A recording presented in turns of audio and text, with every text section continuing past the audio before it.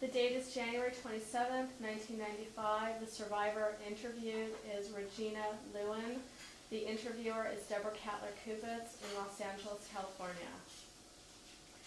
My name is Regina Lewin. I was born Schwarzfeld. I was born in Będzin, Poland. It's a little town, predominantly Jewish, and it's not far from the German border. It sits mostly on coal mines. I grew up in a city where there was a lot of smoke, and we had coal. For all the time we kept warm, at least we had warm, because we lived above coal mines. My mother's name was Schendel. Her maiden name was Goldfinger.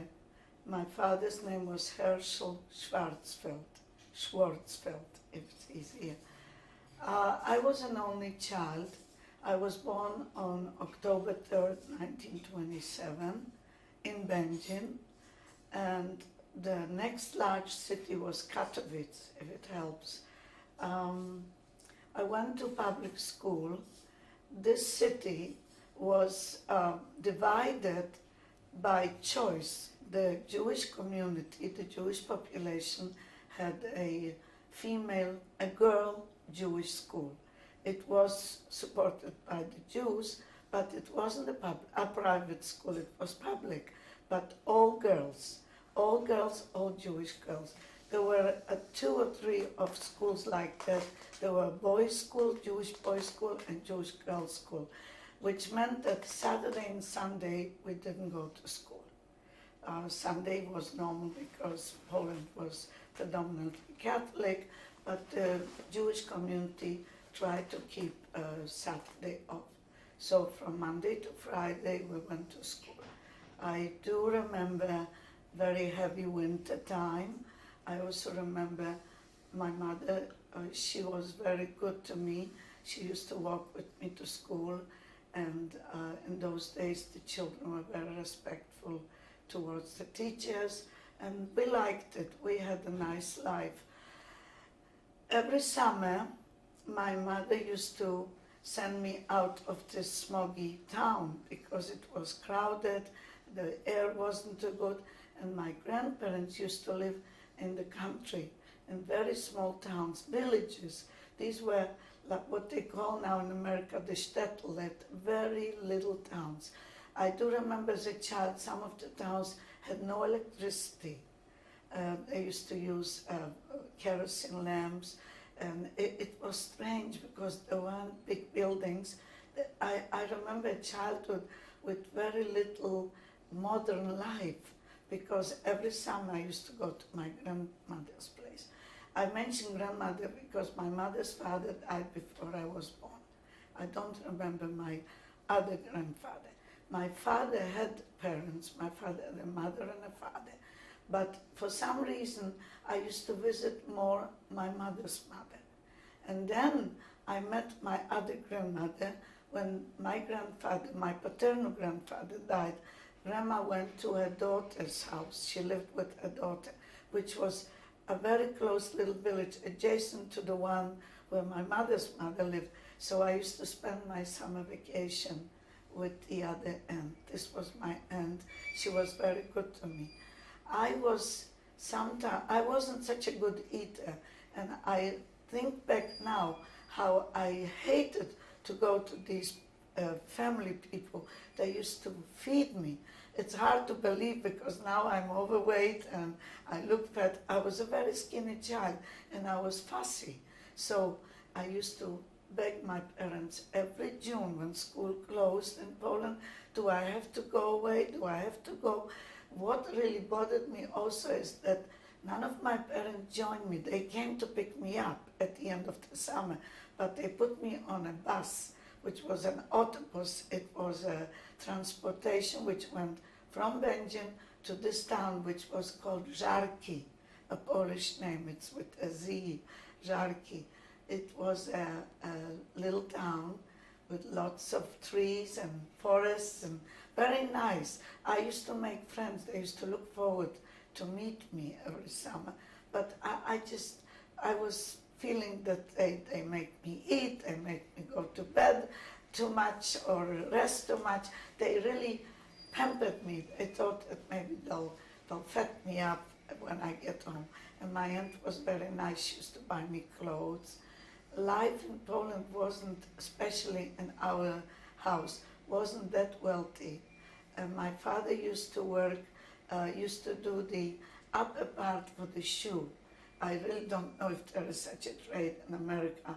You didn't used to make the sole, just the soft part of the shoe. It was like a custom-made shoe. So one would do this part and the rest would be done by a shoemaker. Well, it's partly shoemaker work. My mother never worked. I don't remember her working. As a matter of fact, somehow, I don't understand it now, it was like a status that when you married, you have to be a housewife, you have to take care of your family. Going to work was almost an insult. What is it? Your husband doesn't make enough money, you have to go and work or help him, unless they had a business. Because I remember I had aunts and uncles that owned groceries and had all kinds of private, like they owned their own business, so the wife also went to work. But most of the time my mother was home and I used to come home. They did observe religion. They were, Sabbath was very strict. Most of the people in Belgium predominantly were Orthodox. I don't recall anyone that I remember not being Orthodox. The stores were closed Friday afternoon and the Sabbath was observed very much. And my father was an observant person. He used to pray. He used to put his prayer shawl every morning. I remember him praying every morning. And then, but my mother never covered her hair. She wasn't wearing a wig. She was wearing more or less modern clothes, like in those days. Mostly basic clothes, but not very religious like the people that are very Orthodox. They were modern Orthodox. To the extent that my father would not allow me to belong to any organization, any movement or any Zionist organization, because I thought it's against religion. I don't know. He was kind of strict about it. He wanted me to learn how to pray and how to go to temple, little temples it was in Poland. And well, only during the war, which I'll go back later to it. I used to enjoy playing with children in our building. I'll mention this place because it was a very big building. Most of the people from my hometown know it because it had 3 entrances. It was a very big corner building, and we had 3 movie theaters in this town, only 3, just modern times, but that's all we had. And one of the movie theaters was in this building. That's why people know where I lived. After the Second World War, when we went back to visit, everybody was surprised. That movie theater still exists, and it has the same name as it used to have then. Nowości, which is something to do with news, with new something. So most of the people knew where I lived, where I grew up, because we had a movie theater, and in the very corner there was a beautiful restaurant, which was very unusual for this town. Modern, very elegant, and rich people I used to like to stand outside and watch the rich people all dressed up with gloves and hats going to this restaurant, because the average people didn't go to restaurants like in America, only the very wealthy ones. I think that the standard of living was divided into rich and poor. There was very little middle class where I grew up. That's what I remember as a child. And most of the time on the holidays, like Passover, my father would invite some of the children from our floor, from the place where I lived, because I was the only child. And to him it was a good deed. It was great to invite if a next door neighbor or down the hall somebody had 5, 6 children or more, and he knew how hard food and the cost of living was. So he would ask my mother if it's okay to have somebody to celebrate Passover or a higher holiday or important holiday with us. And so that's how I kept a close relationship with one of the boys, which I consider him like my brother. All the years from my childhood, I felt that he's like my brother. He had brothers and sisters, but he used to like to spend a lot of time with me until we were separated during the war, and I never found him anymore later on. What's his name? Goldberg, Yehuda Goldberg, or we used to call him for short Idek. It's like Ike in English, but I used to call him Idek. I still see his picture in my face. He was from childhood, he used to come in to the extent that his mother used to say, I'm wondering, is he my son or yours? Because he was always in our place. My mother was a very good person. She would feed people, she would ask, because I still don't know. This is one thing that I will never find out because nobody's around to tell me. Why was I an only child? I don't know. Was it the economy? Possible. It's possible. She never worked. We weren't very wealthy. But on the other hand, there was no way to prevent pregnancies or having children. So and being that my father was religious, I don't know. I asked, after the war I found one aunt in Belgium, to which I'll talk to you later about. She moved out from Poland so long ago that, and in those days they didn't call each other, or maybe they didn't write about their personal life. I never know. Till the age of 12, I was an only child, and I don't know why. I assume it was the economy. I assume that she didn't feel that. But then again, all the other people had so many kids around us down the hall. And like I said, my father invited children to eat with us, only on special occasions, not during the week, but Sabbath or a holiday. I'm just thinking what else from school. I was an average student. I think I was doing pretty well. I was pretty bright because my parents always used to say, you concentrate on education, because during the war, when I really needed to know chores and stuff to survive, I was very, very clumsy, kind of, because my mother would spoil me. I was the only one, and she would say, you read a book, you don't have to do things in the house, which was really hard later on, because I was forced to do things. Now, one very important moment, if I can go to 1939 already, okay? Because summer of 1939, as every summer, I went to my grandma's house. My aunt, because my grandma lived with a daughter, especially in those days, which I still think back, it's beautiful. No parents were put in an old age home. I don't remember as a child that there weren't any old age homes in those days. So what I think, if one parent died, the oldest daughter, or whoever could afford it financially, would keep the mother or the father in her place. And this aunt kept a mom, which was my father's mother, my grandma. I have pictures from this holiday, from this last holiday. My grandma was very nice. She was very old-fashioned, and she used to tell me stories from way before First World War and stuff like that. I didn't know that something like that is going to happen later on. And in that summer, the Nazis marched into Poland, and I was stuck.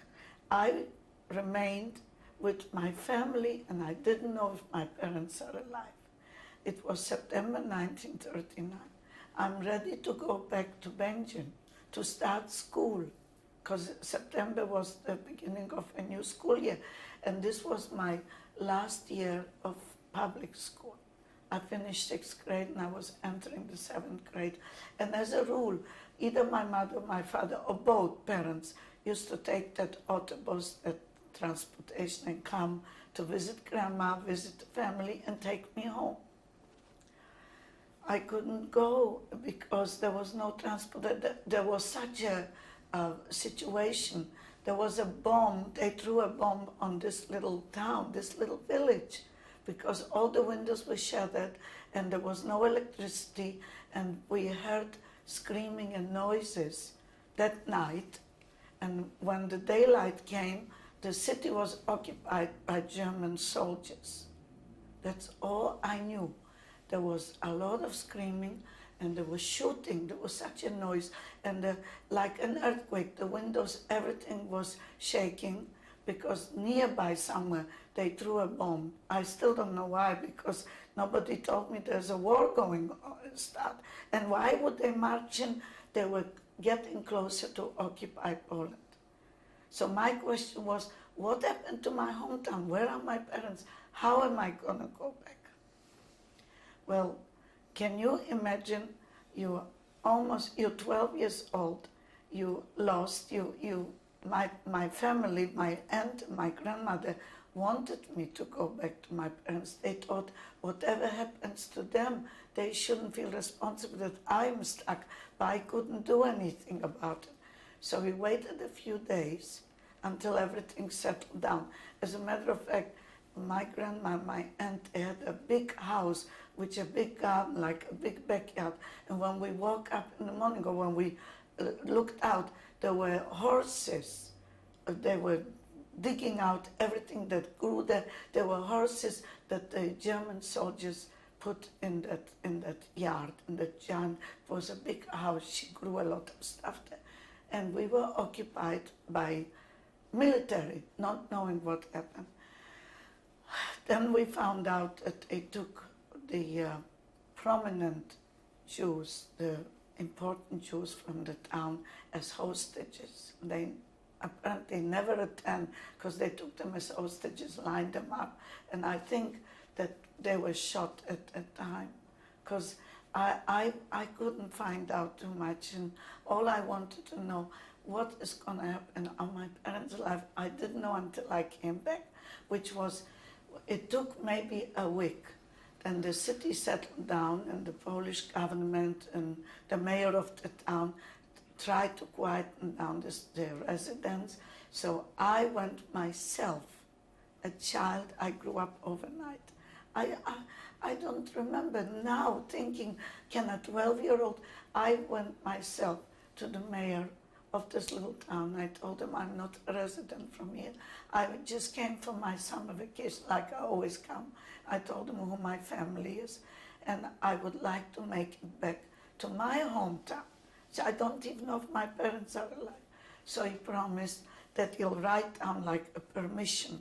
But he told me the trains are derailed. Everything is out of order. There is no transportation. How in the world will you go? So my aunt, she knew the city well, so she got in touch with a guy that, like a horse and carriage type, but it wasn't just a carriage, it was like a wagon with horses. And right away, people were trying to make business, to do something. So he was like the next best transportation. So he apparently gathered some other people that were vacationing in this town. So he put us on that wagon. It was like a wagon, and it was hours of driving with horses. But it was quite a few hours by transportation like that. And my aunt said goodbye to me with tears in her eyes and crying. And she says, I'm putting you on this wagon. I don't even know if you have someone to find there, but if you insist so much, you do want to go, and I don't want to feel responsible. Whatever, we don't know what's going to happen to them. And unfortunately, they never survived, you see. So I'm on that wagon, and what my aunt did, which was amazing, this was September, and I'll never forget, it was close to the Jewish holidays, close to Rosh Hashanah, Yom Kippur, and she knew if my parents are alive, they probably won't have a live chicken or something for the holidays. So it's something amazing. Children these days will never believe. She took a briefcase, a regular briefcase, and she tied the legs from the chicken.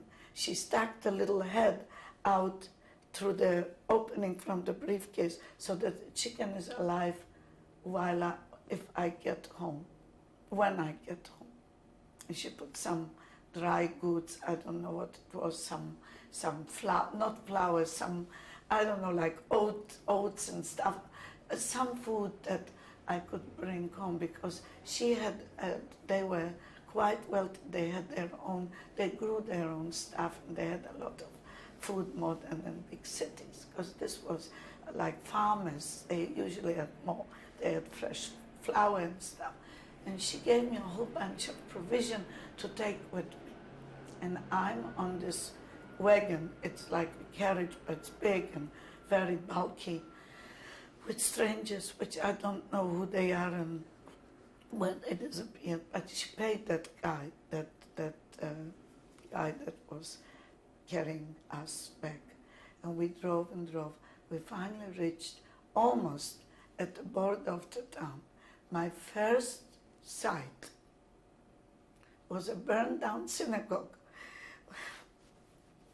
When I walked in, and here I'm alone, and I see the town is half burned. So where are my parents? What am I going to do? But I'm continuing. And I said to this guy in Polish, most probably because he wasn't Jewish, he just got paid to take us, to get me to this street where this big building is. And he let me off there. And I'm walking up the stairs, and I found my parents. They were alive. They didn't know how to find me. They didn't know how to get me. That was the biggest welcome I could ever get. So when this guy returned back to my aunt, when we drove back, he let them know that I found my parents. And this was our first holiday, the first holiday during Second World War, the 1939, when they started to get organized, what to do. At that point, we didn't know what the future, we didn't know that they're going to plan to destroy us. When you go back a little bit and think back to your childhood, did you have friends that weren't Jewish? Did you have Polish friends? Yes, not too many, yes. I even have one little picture here of a neighbor, a little boy, a blonde boy. He was a son of a hairdresser that used to live down the hall. And but he never went to school with me. As I mentioned, my school was Jewish. It was called, in Polish, it was called the Female Jewish Public School in this town. But this little boy, he was my friend. And then there was the caretaker that lived. Most of the Jewish buildings in our town, in all Poland probably, had a caretaker or a handyman that used to fix things. But sadly enough, Jewish girls were scared of little boys, of non-Jewish boys. See, I used to have long hair. I used to have plaid dresses, long, like all the way down. They were cut off when I went to camp, shaved, and we get back later to that. So they used to pull our hair, or they used to scare us, just tease us probably. But this little boy, he was my protector. I used to play with him, I used to see him, so he used to say to me in Polish, and I spoke only Polish at home. My mother used to speak very well Polish. I started to speak more Yiddish when I met Czech, because when I met him, I used to mix a little bit Yiddish and Polish. He is very, as he probably mentioned to you, is very interested in Yiddish culture and a lot of Jewish books. He has an awful lot of Jewish literature, and he always studies Jewish writers. So I was so young, I was 18 going on 19 when we met. So he figured, this is a good time for me. Why don't you learn a little bit about your own language forget Polish. I didn't forget it. I still use it. I still write it. And at home we used to speak it. So it was fluent to me. It was very comfortable to speak Polish. I still do. When I went back, they were amazed to see that after all these years I can still communicate with them. Before 1939, do you remember hearing anything about war or Hitler in your home, in your parents' discussions? No. All my mother was talking about is how she survived First World War. And my father too, they used to say that they were scared because there were Cossacks and there were Germans, and one time one part of Poland was German, one time until because 1918 the war was over. And I was born 1927, so the life was all gone. We didn't talk. As a matter of fact, we talk about it more now because we suffered so much more. We lost so much more. They never said anything. Yes, I do remember that when the government changed, the Polish government changed, there was a republic or something, they used to say, who is good to the Jews, which prime minister is helping, which prime minister in Poland will be protecting us. There was also a lot of talk that we should have our own country. This I do remember because the Zionist organizations were throwing a lot of propaganda. And personally, I wish that my family, like some of the families risked their life and went to Israel, they survived. Some of them did. Of course, it was a very hard life at that time because the English occupation was in Israel. There was no state of Israel, but people didn't care. I mean, we lived a peaceful life, and people went their own business. People survived somehow.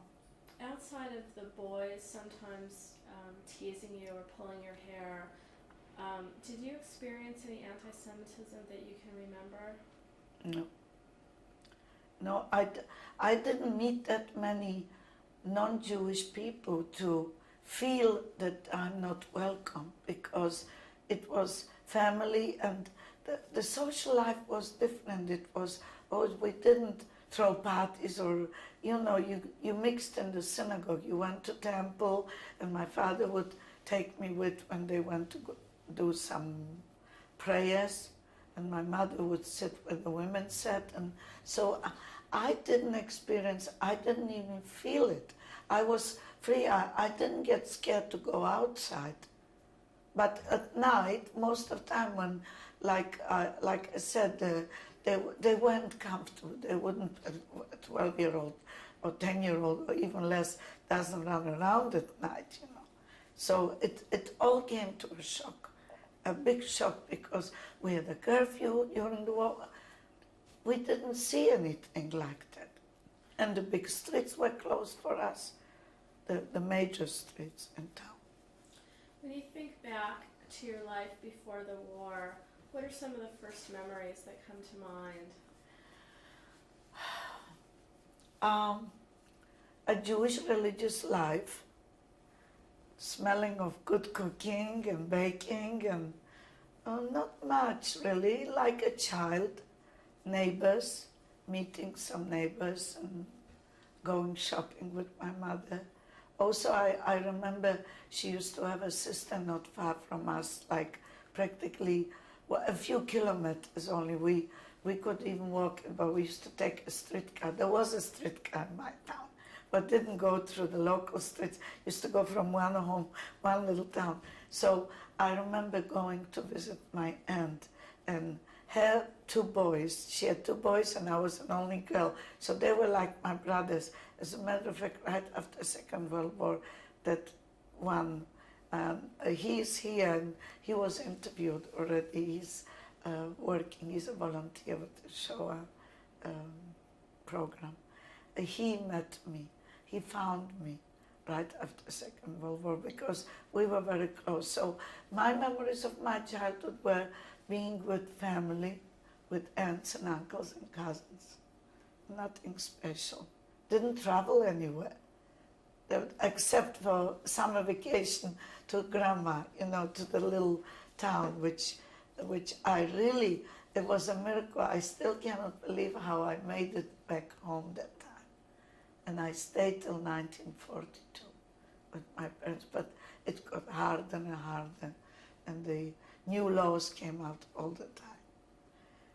So now we are already under occupation, right? Anytime.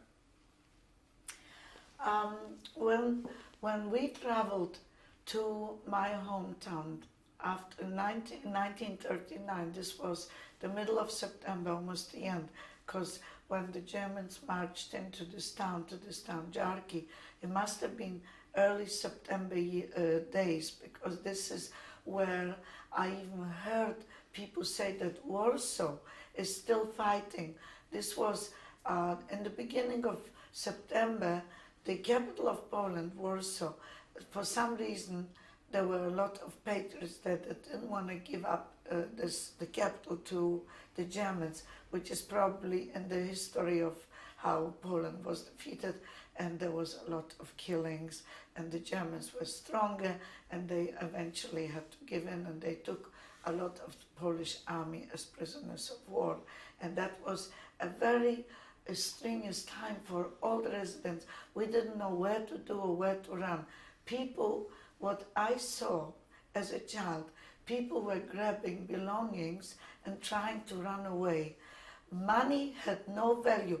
I saw banknotes, paper money, rolling in the gutter in the cities, because people were trying to buy exit, going, running. Some people came back later on after the law settled. They thought there is nothing they can do about it. But whoever had relatives overseas tried to get out somehow. We did have relatives, but it was impossible to get in touch or to get any access, train, ship. It was impossible. But I realized then as a child that the money doesn't buy it. The people were trying to do something. The Polish money was devalued totally.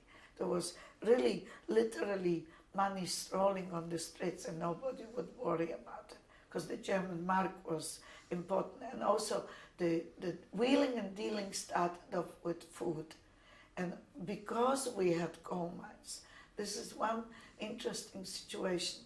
My mother had a brother living in a bigger city, somewhere not far where Jack was born in Lodz, and they established a ghetto much earlier than where I lived, because smaller towns were in touch with non-Jewish farmers. We could deal something, we could manage to get a little bit of food. But what we did have, coal to heat, to bring heat, and a brick of coal looks like a piece of diamond. It sparkles. I don't know if you ever saw coal coming out from the coal mines from underneath. So when we got a hold of something like that, I don't know how my mother tried to send it to her brother, at least to keep warm. Because if you're hungry and cold, at least one thing we did have is heat in the house. It was a big fireplace, and they put as much coal as they could to keep it warm all night. When I met my parents, when we arrived, my father was an optimist. I think maybe he didn't want to show it to me, because I remember later on when food was a lot scarce and there wasn't enough to eat, he used to say, "You go ahead and eat, I already ate." I'm positive he wasn't eating. He was either fasting or leaving the food for his child. I'm positive, because he always used to say, "Well, I'm not hungry, I'll eat later, go ahead." There wasn't that much, but this was what stuck in my mind about my parents. But we stayed in the same place, in the same big building, because it was on the Jewish side. But then came laws that the big main streets, like where a promenade is or where the street I used to go by, Jews are not allowed to walk. It was the first thing it wasn't a ghetto yet, but they separated the Jewish people from the Gentiles. And they started to, neighbors, if there were any non-Jewish neighbors, they wouldn't even come to see us. That was like totally divided. And there was a Jewish committee. Well, this Jewish committee, I'm not so proud about because most of them were collaborators.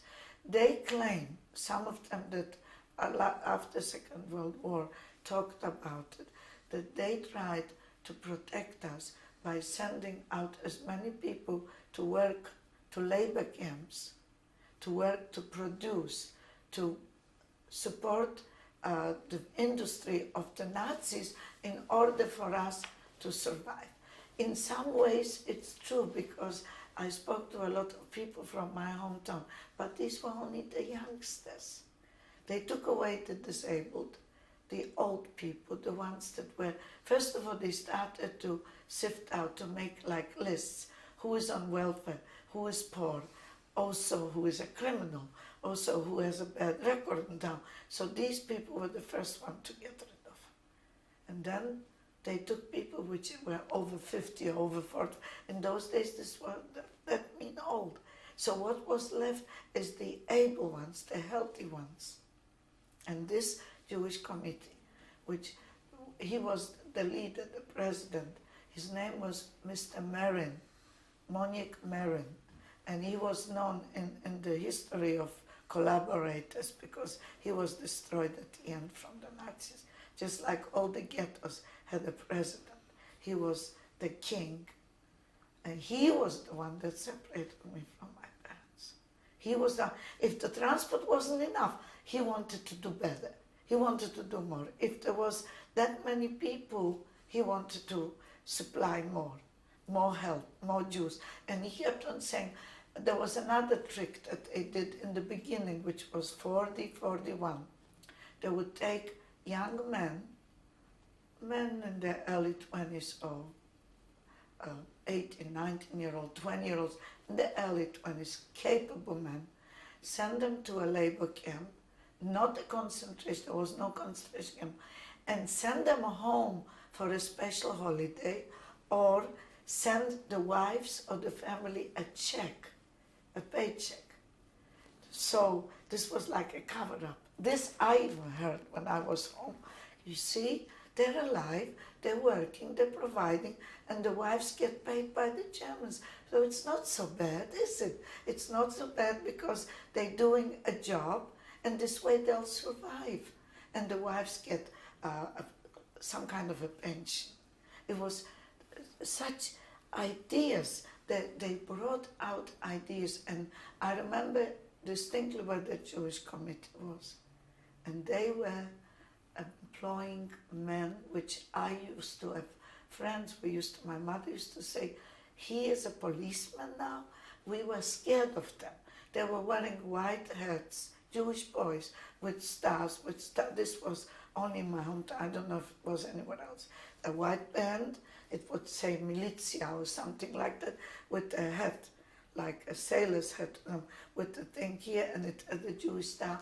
And they were supposed to help a transport or barge into in the middle of the night in a building or knock in the doors.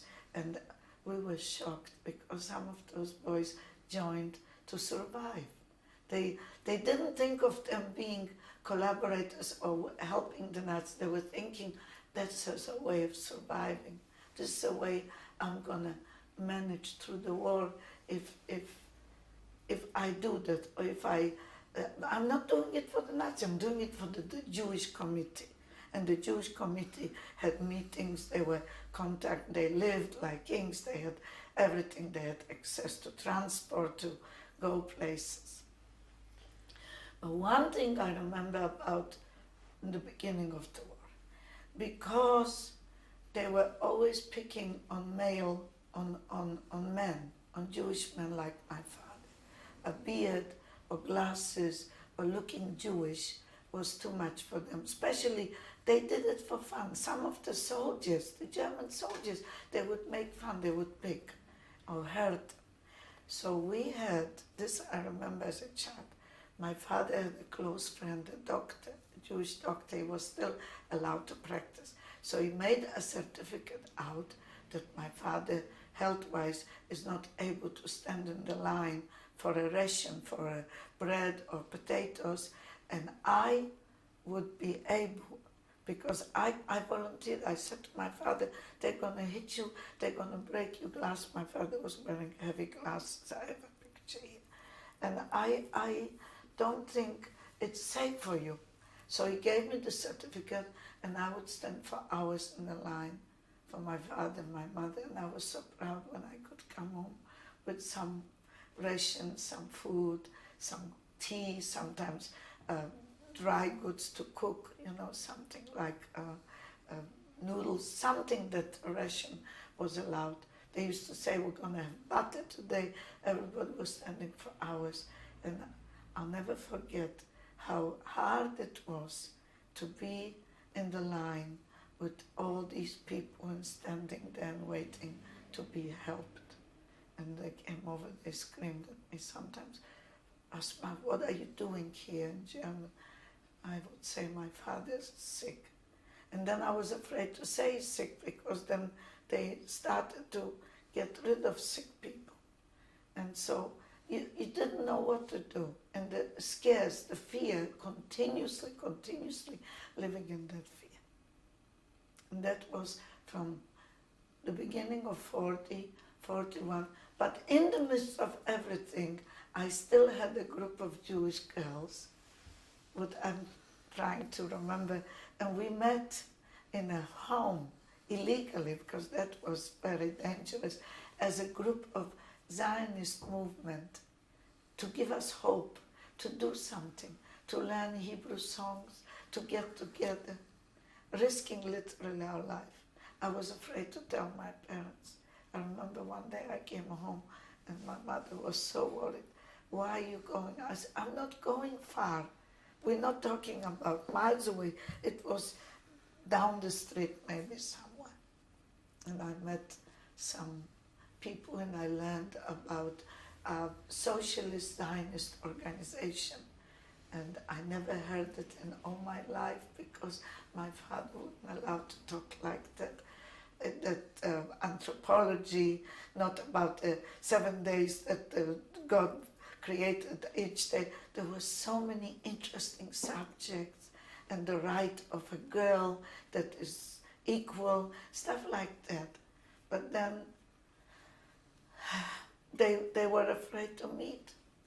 With these pictures that I kept through my camp, these are the pictures of that group that we had. We had a leader, like one girl, which was older, and she knew more, and she was what in Hebrew it's called Rosh HaKvutza. She was the head of that group of the Kvutza. So she was, I don't know, I'm sure she doesn't live. I'm sure, because then we split, we all went our own ways, unfortunately. And so in 1942, they started to talk about, no, before that, they sent all the residents of this town, which is the famous town Auschwitz. It was called Oświęcim in Polish. It's still called Oświęcim, German called it Auschwitz. Oświęcim was only a few kilometers from where I grew up. So what they did in the beginning, before they started to build this place, they took all the Jews, and people used to come in to knock in the door and say, whoever can afford has room to accommodate, to share your little space that you have with the people, like immigrants from this town into Benji. And I do remember that the Jewish committee tried to try to make room for these Jews, which was only temporarily, unfortunately, because then they were all transported. But at that time, I remember I met new people that never lived in this town. They came from Auschwitz into Benjin, into Sosnowitz, into all these Jewish little towns around us to settle. And little did we know, nobody said anything, nobody understood why they're transporting all these people out. they started to build destroying the camp to destroy. The program was how to, the final solution, what to do with all these Jews. So eventually they started to send them out. But I didn't hear about Auschwitz until I left home. And even then, when I was in camp, there were some women coming in from Auschwitz to work where they were scared to talk about it. They said there are kindergartens, that Auschwitz has homes. They were afraid to tell us the truth. They had shaved for hygiene. They were uniform because we had no way of changing clothes. That was the excuse. But never did they talk about what's really all crematories and stuff like that.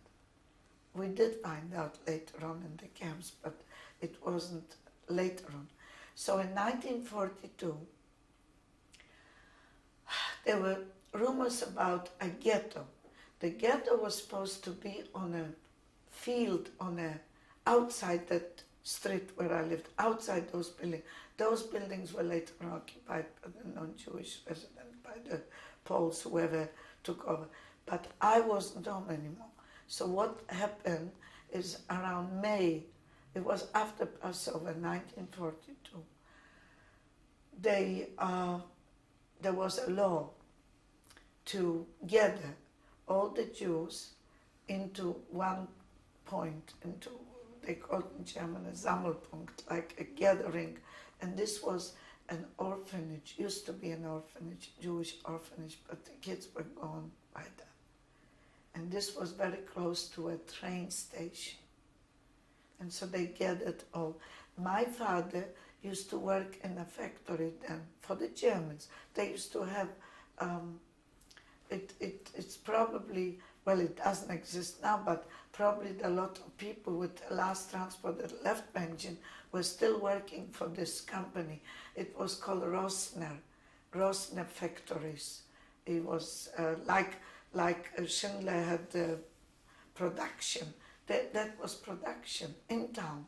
So since my father worked, they let my parents go home, and they tried to sort out only young kids, young girls with little hands, because I had to work with my fingers, put it into the machine, and they taught us how to do that.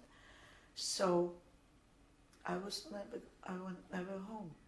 That was it. So I was taken away, and in all my years I tried to remember the picture. It's fading away after 50 years, but I can still see my mother's face, my father's face.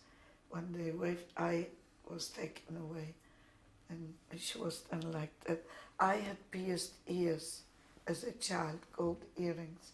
So right away they told me to take a little girl's pierced ears, take out the earrings and a little necklace, and I was on a transport, on a train, going somewhere.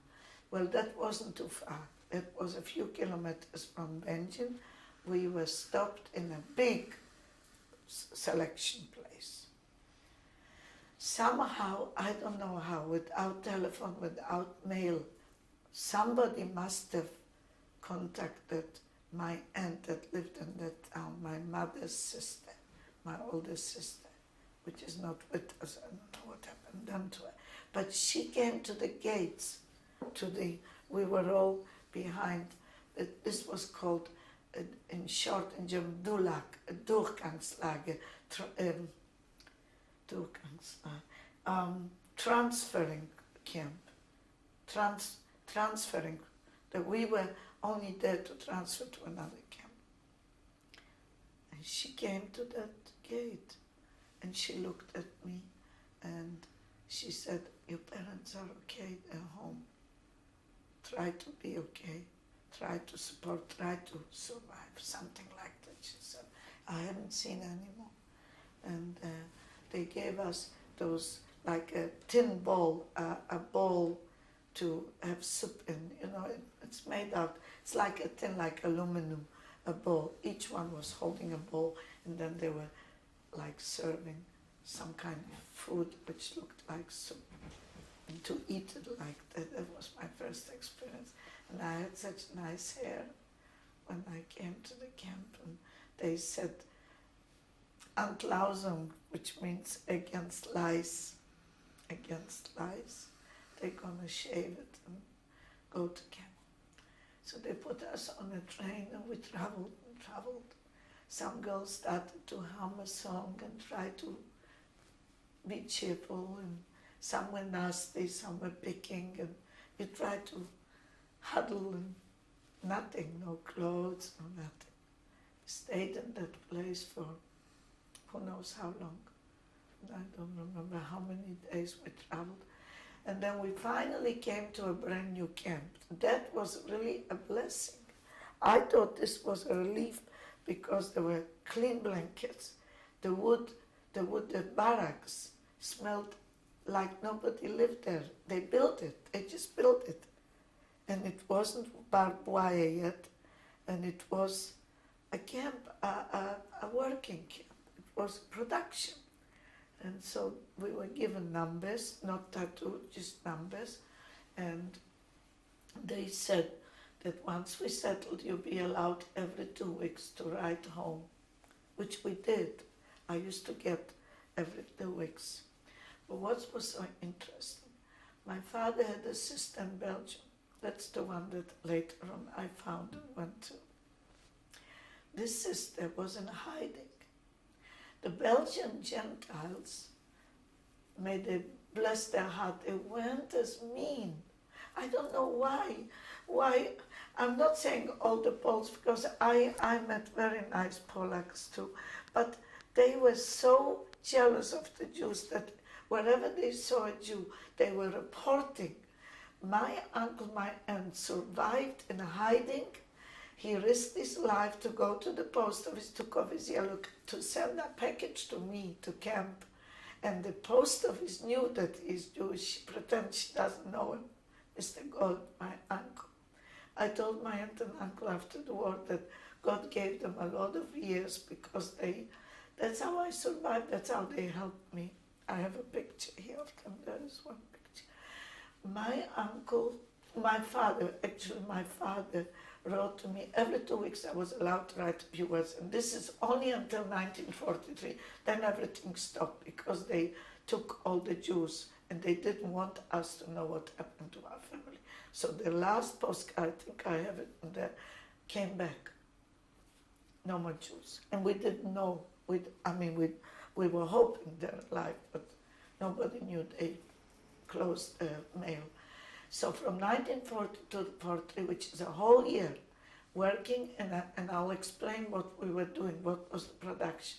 Since we had little fingers, this was a factory that produced spools of thread, raw thread, not polished, not black, raw, like greenish color from flax.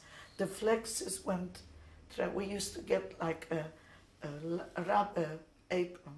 It was like a big apron, a heavy apron to protect from the dirt, it was like mud coming out from the flaxes, and it went through spindles and it went down into a little thing. What was our job is to see that it doesn't tangle, and you're not supposed to stop the machine. There are 60 spools. I could never do it now. I could never work 3 years. As a young child, it was devastating, the transmissions going. But this was like 60 spools on like, I'm trying to describe like a pin, and the spools were all lined up, and the spools had to go up and down, even like you see a spool of thread, even. But when it started to bulk or it started to tangle, we're not supposed to stop the machine, but you were given like a piece of leather, like a cover, and some of the girls, when they were not careful, it chopped off a finger. But they were still working. They healed it up, and you had to push it like I'm showing you now. Reel between the spindles and try to pull that thread into that hole so that the spool goes again up and down symmetrically. And every hour, 60 spools came out full. You know, the machine would fill them up like little bulky spools. So what you did, the machine stopped quick on a tray. The tray had the same things as the machine, those things. Put it on quick, put empty ones on. Okay? In the beginning, it was interesting. It was fun. Fun. It was interesting to learn. It was a trade. My God, what an exciting. You were wooden shoes. That's another story, because I had such a small foot. I still do, and they gave me those big. I used to lose them walking to work, but those wooden shoes I had to go barefoot because the shoes were always. They used to do it on purpose. A big foot they used to give a little wooden shoe, and a little foot used to drag the feet to work. So I learned it, I mastered it, and there was also left, which is a specialty. Whoever could master this way, because the spools were going like this, 60 spools, 60 minutes, every time the machine had to be full. You take quick off the full ones, and they went to a polishing, to color. From this thread, they made uniforms. Okay? So that's why our job was important. From the flax, from the field, whatever came down the thread was fine, thin, made into spools, and then going into a polishing, and from all these threads, the factories used to make uniforms. So this was called a Feinspinnerei, fine spindle. And the firma was Kluge Feinspinnerei, and this was an Arbeitslager, a labor camp. There were 1,200 women there, and they used to give us a little ration. So what I want to tell you about my parents, so they were still home. Then they had a ghetto. I found out through a few words. By the way, the mail was going like that. I didn't speak German. They didn't speak German. So what we did, they wrote the Latin alphabet in Yiddish words that looked, I have those cards that looked like German. They would say, they didn't spell it German right, but they would say, dear daughter or teure Tochter, and it was written like they spoke. So that control, they were, checking, if we're spying or what spying. I was a political prisoner.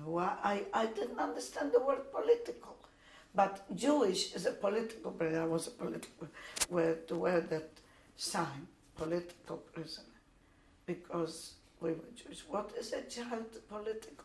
That was it. So, my father wrote to me once, because you're from a religious home and because you never ate nothing which isn't kosher, this is survival.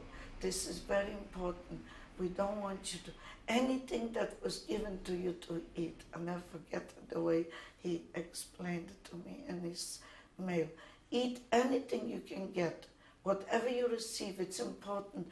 And don't worry, because my upbringing was different, but kosher.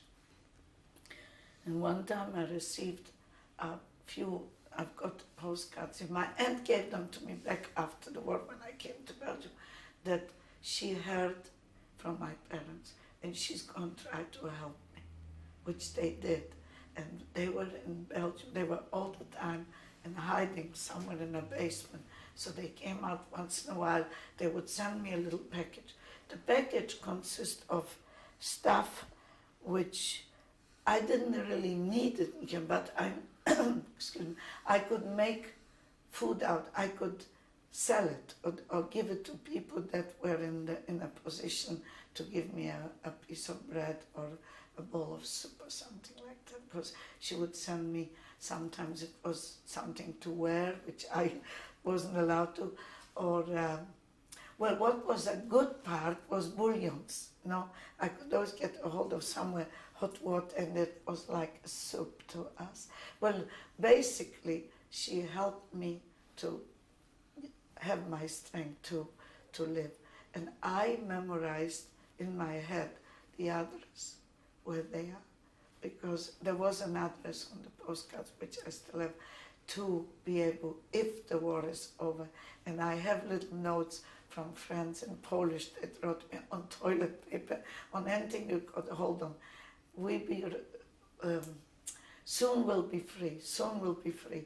We wish you, like on a happy birthday, today is your birthday, you'll be with your family together. A lot of hope was important, was very important. I also remember. I think we should stop there. Ready to go. This uncle, my aunt and uncle, this was my father's sister. She was really wonderful, and I really never knew her. But she tried to help. She knew that she's doing something great, even to the extent of risking their life. But it was such a great help. A whole year, I used to receive little packages. And one interesting thing that the Germans also did for males and females, I don't know why they added a middle name. My name, my biblical name is Rivka. I'm going by Regina, but it's Rivka. So I had to add to every name Rivka Sarah. Every boy had to add Israel. I don't know whether it helped them to know who's Jewish. Like, let's say, my husband Jack Yaakov Israel Levin or Lewin. Every female was Sarah and everyone. So when I saw those postcards, there was an address, and I'll tell you how I learned in my head.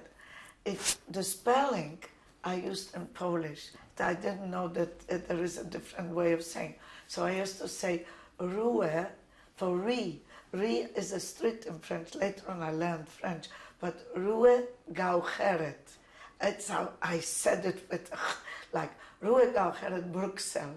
And I knew that, and the house number, which I don't remember now, but it's on the postcards. And this is what in my mind all the time. And then when I wrote them when the war was over, I realized that they weren't there anymore in that place, because that was where they were hiding. But I found them, which I'll let you know when we get there. During the year, that 1 year, from 1942 to 43, life, it wasn't good because you were a prisoner, but it was easier because we learned to be productive, to do something. The main thing, not to get sick. They didn't sort out, they didn't make selections. There was no crematory, there was a production. I compare it basically, except we didn't have husbands and wives and children like the Schindler people, but I compare it in a way, it was a camp where if you could work, you were fine, you could manage to live, as long as you didn't get in their way or you didn't act like you against them or lazy. That was our program. Just do what they tell you to do. During the year, there were a lot of non-Jewish people that used to work in those factories. They weren't allowed to come into the factory while this shift was going on. We had a shift, a separate shift from the from the workers that used to work there before the war. But I do remember it was interesting that the previous people, like the previous woman that would operate the machine that I operate, if she would eat an apple, she would deliberately, she wouldn't leave me the apple, but she would leave the skin of the apple, like she forgot to clean it up, or she would leave something in a cup, sort of like, and I realized what she's trying to do, but she was scared to help, but they did, and I heard from later on when we went to our barracks, some girls would say, I had a treat today, somebody left something for me to help. Now, every little bit helped later on when times got worse, because I wasn't as skinny yet, and by not being, when they did check us, they disrobed the girls, stand in a line and see how you look. If you were able to exist, you went totally like a stick, then you were okay. And then our camp were a lot of young people, a lot of young women. The oldest maybe was in the late 20s, the oldest. And this production was very precise to them, because nobody tried not to behave, just to survive. For the extent that I remember going to work, it was quite a ways, and we had to. Oh yes, later on, somebody came up with an idea in they were worried how to make our life more miserable, or trying to. Forget the shift. We are not going to meet anyone. We're going to work the worst shift in the world, from 3 p.m. till 3 a.m., or from 3 a.m. to 3 p.m. Can you believe it? That's not a day and it's not a night. That's the way they want choice. So walking pitch dark, and this is in the mountains. I have this postcard. It's in the mountains. It's cold. It's snowing in the winter. It's in Czechoslovakia, and it's a beautiful day for vacation. But it's very, very cold. And the air is very sharp there. So walking, I remember behind me. I wish I would know where these women are or who they are. Straighten up. Walk straight. Don't give in. Voices. It meant so much. You just drop your bundle. I heard some women, they were still young, or maybe a little older than me. Don't drag your feet. Go straight. Walk. You're going to be okay. You have to survive. They want, in spite, in Polish, I'm trying to translate, but in spite of it, we are going to be okay. And the sound of it was so optimistic, so cheerful, that was terribly important, as hungry, as tired as you were. And there were also supervisors, Jewish supervisors, which were bitches, women, ugly women that thought that the war is for them, which were low characters. You're scared of people like that. You try to get away from them more than from a German supervisor, because they were trying to please their superior, and they were, spanking girls and yelling and mach los, go, fast, move, or something, and hit. So I felt, and I said to myself, if I should make it, and I hope I will, I'm not going to be the last one or the first one, because when you walked in, you say good morning, they start yelling at you. Why do you say good morning? You're not my friend. And if you didn't say it, say, du verfluchte, you, I can't even say it in English, you damn thing, you don't even greet me today. So you didn't know what to do, say yes or no, say good morning or don't say good morning. So I tried to go with a stream in the middle, never the end, so that I don't get hit and I don't get hurt. And I was small and short and little and not interfering, not getting, just trying to manage as much as possible. And so between my aunt's help and whatever we could do until 1943. When 1943 arrived, they said that this small camp is going to be transferred. That was bad.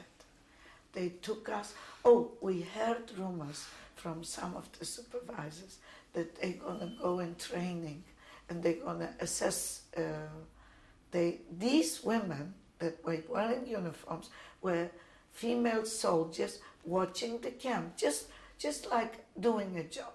So they sent them to a training where they had to become Assessfrauen, assess women with the, not just swastika, no, they had a whole training. I think they had to have under the arm some kind of sign that they belonged to the Nazi party.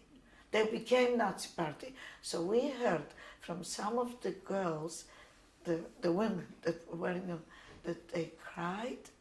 One admitted to one of our workers, and the news came around quietly, that she joined simply to survive, to be as well a soldier, to have a job.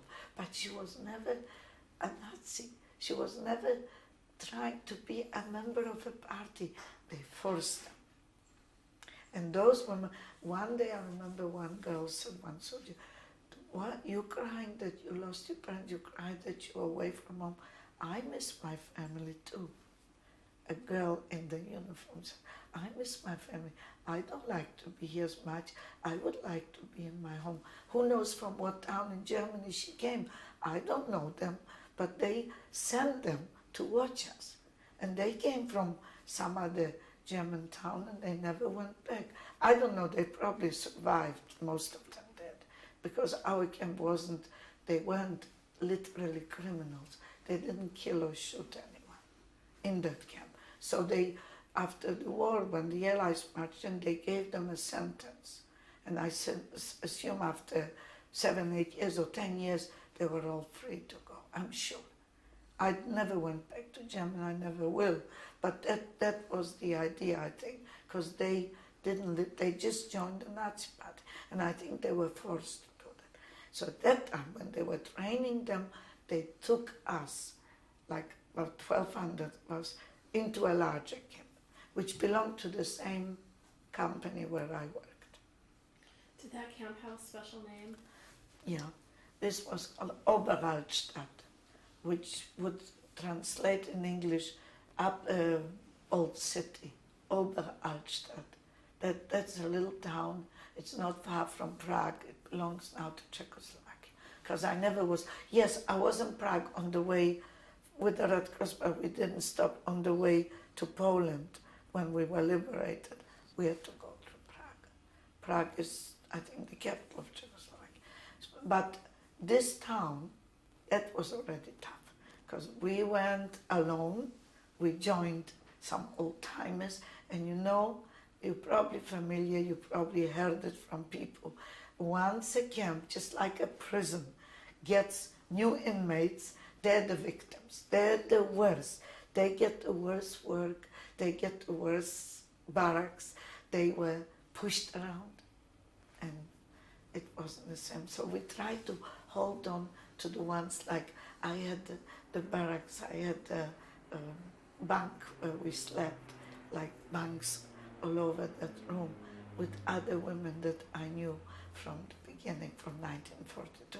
Because when we came in 42, there was clean stuff, not sheets, but there were blankets, there were pillows. It was clean, it was a brand new place. And here, we came to a camp which was used and was already, but the same work.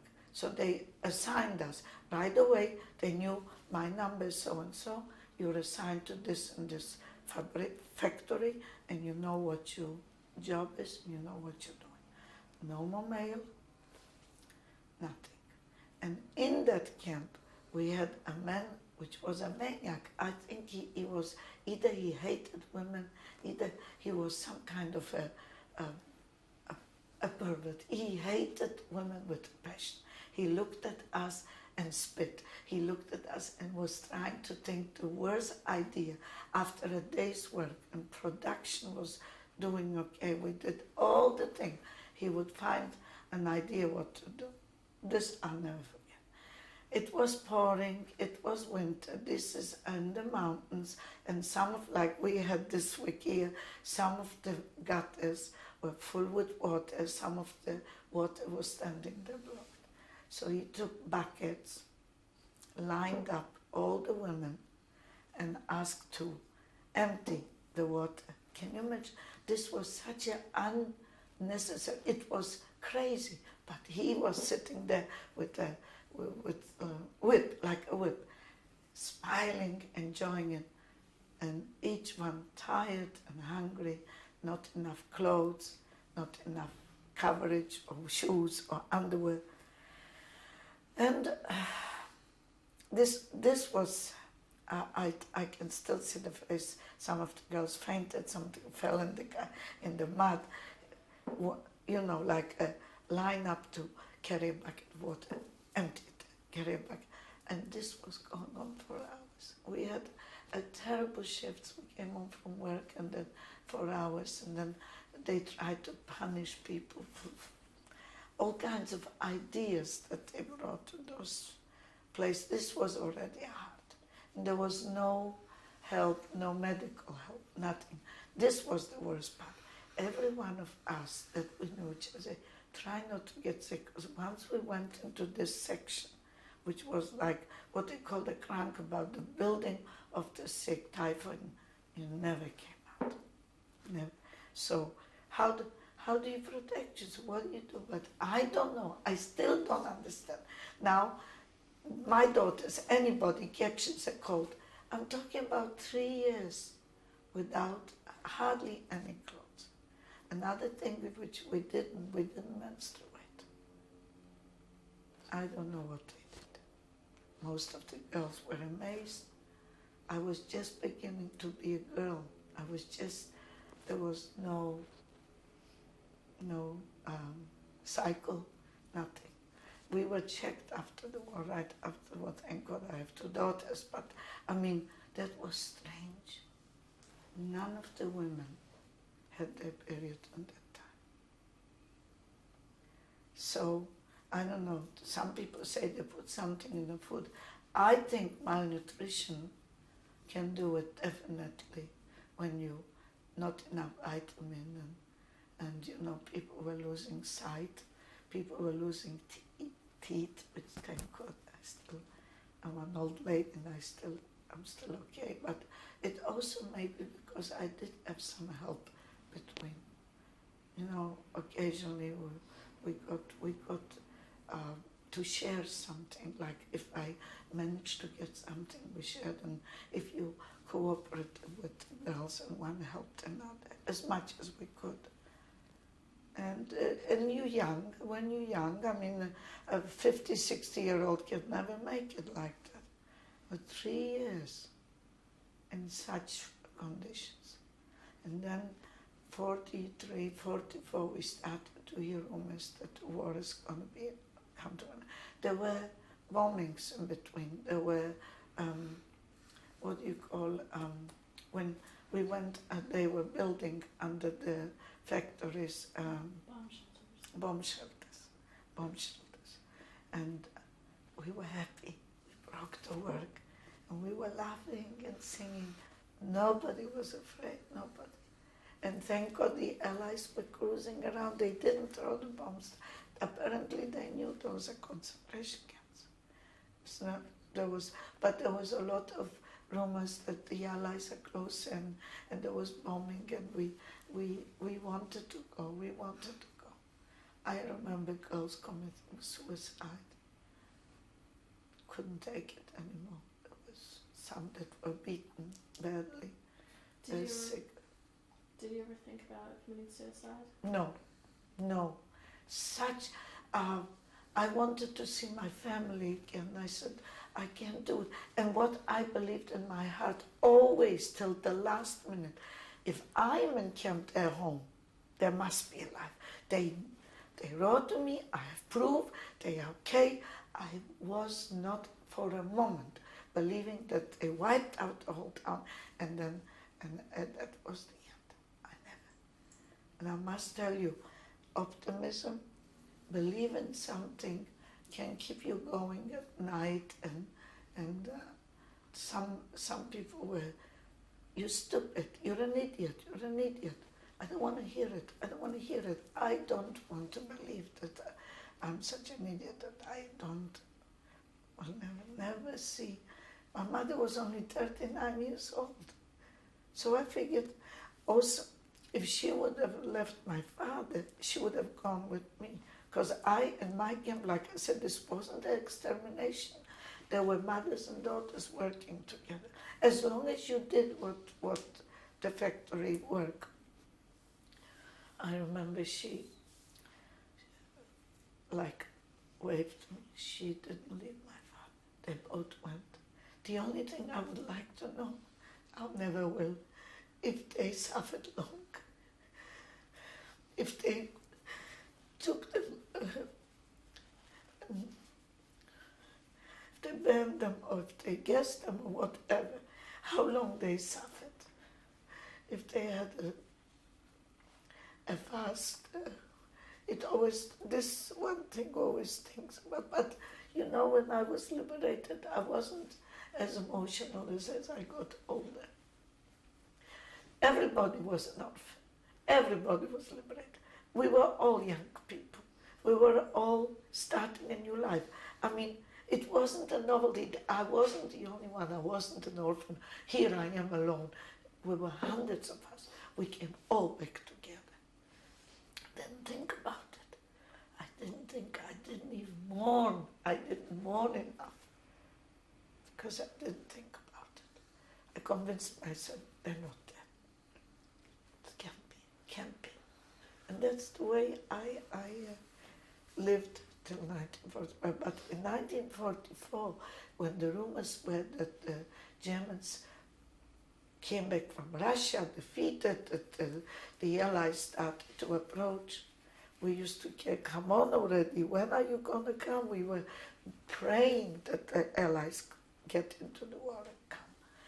And in the beginning, 45, when Auschwitz was already liberated, we heard rumors that male camps are being evacuated. And we saw transports of skeletons walking past. But we weren't allowed, we couldn't even approach. I remember seeing transports going, and we were still there. But almost towards the end of the war, if I have something else to add, I don't think so, but if I remember almost towards the end of the war, this lady in charge, she was called the Oberaltstadt. She was wearing a uniform, Frau Hoffmann, such a hefty German woman. She came over, made an appeal, gathered us all outside, and she said, we have news for you. She started to prepare us.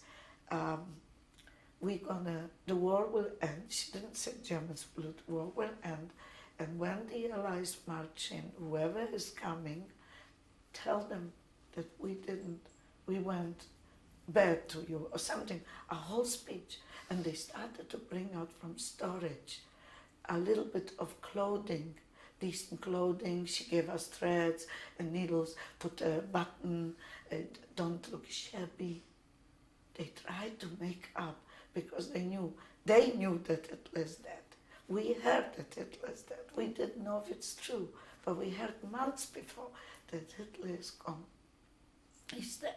So she started to speak in a nice way, and she didn't call us ugly names anymore, but she used to say, women, Juden, Frau Juden, women, Jews, listen to me carefully. We are getting towards the end of the war.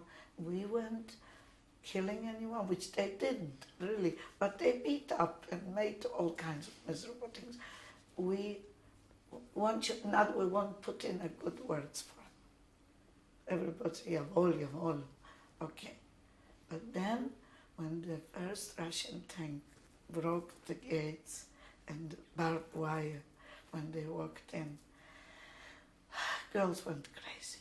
They really went. They jumped on top of the soldiers, they jumped on the tanks, and then they started to take revenge. They wanted to take revenge, not to beat them, because, by the way, they didn't let us close to those women. They were gathering the supervisors, all these women in the uniform, German, they didn't let us touch them. They were afraid that maybe we will really go crazy after all these years. So they didn't, but some women were ripping. I have one little souvenir that a girl gave me that she pulled from a belt from one of the lady soldiers or supervisors. I'll show it to you later on. It's a medallion that she belonged to a ski organization in the mountains, because this was in the mountains, that she was some kind of on a program or a member of a ski. So it's like a medallion which is more than 50 years old, and I kept it. The girl gave to me, says, here, this is at least something from your... And in that book, I have a sticker this was kind of money supposed to be pay that they paid us for our work. It's like a little ID of some kind. Do you remember the day of the liberation? Yeah, May 8, 1945. May 8, 1945, 2 years later, in 1947, I married Jack. I married exactly to the day of my liberation. This May 8 will be 50 years. This was actually the end of Second World War. This was the day when the war ended, when we were liberated. And right after that, when the liberation came, you know, like people couldn't control themselves. They were running around like crazy. They were trying to find food, trying to find clothes. So the Russian soldiers opened up some storages in this town, which was very dangerous because it was like a stampede, literally a stampede. People started to step one on the. It was a human stampede. I'll never forget it. People were running. If somebody fell, they'll step over him, they kick him. People were really not.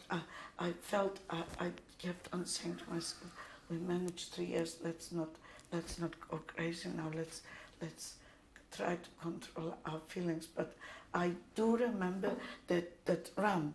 They were running 5 pairs of shoes, 6 shoes, clothing. Not even if it was fitting you. It's like grabbing a stampede of human bodies from joy, from the liberation of opening up the gates. And how are we doing now?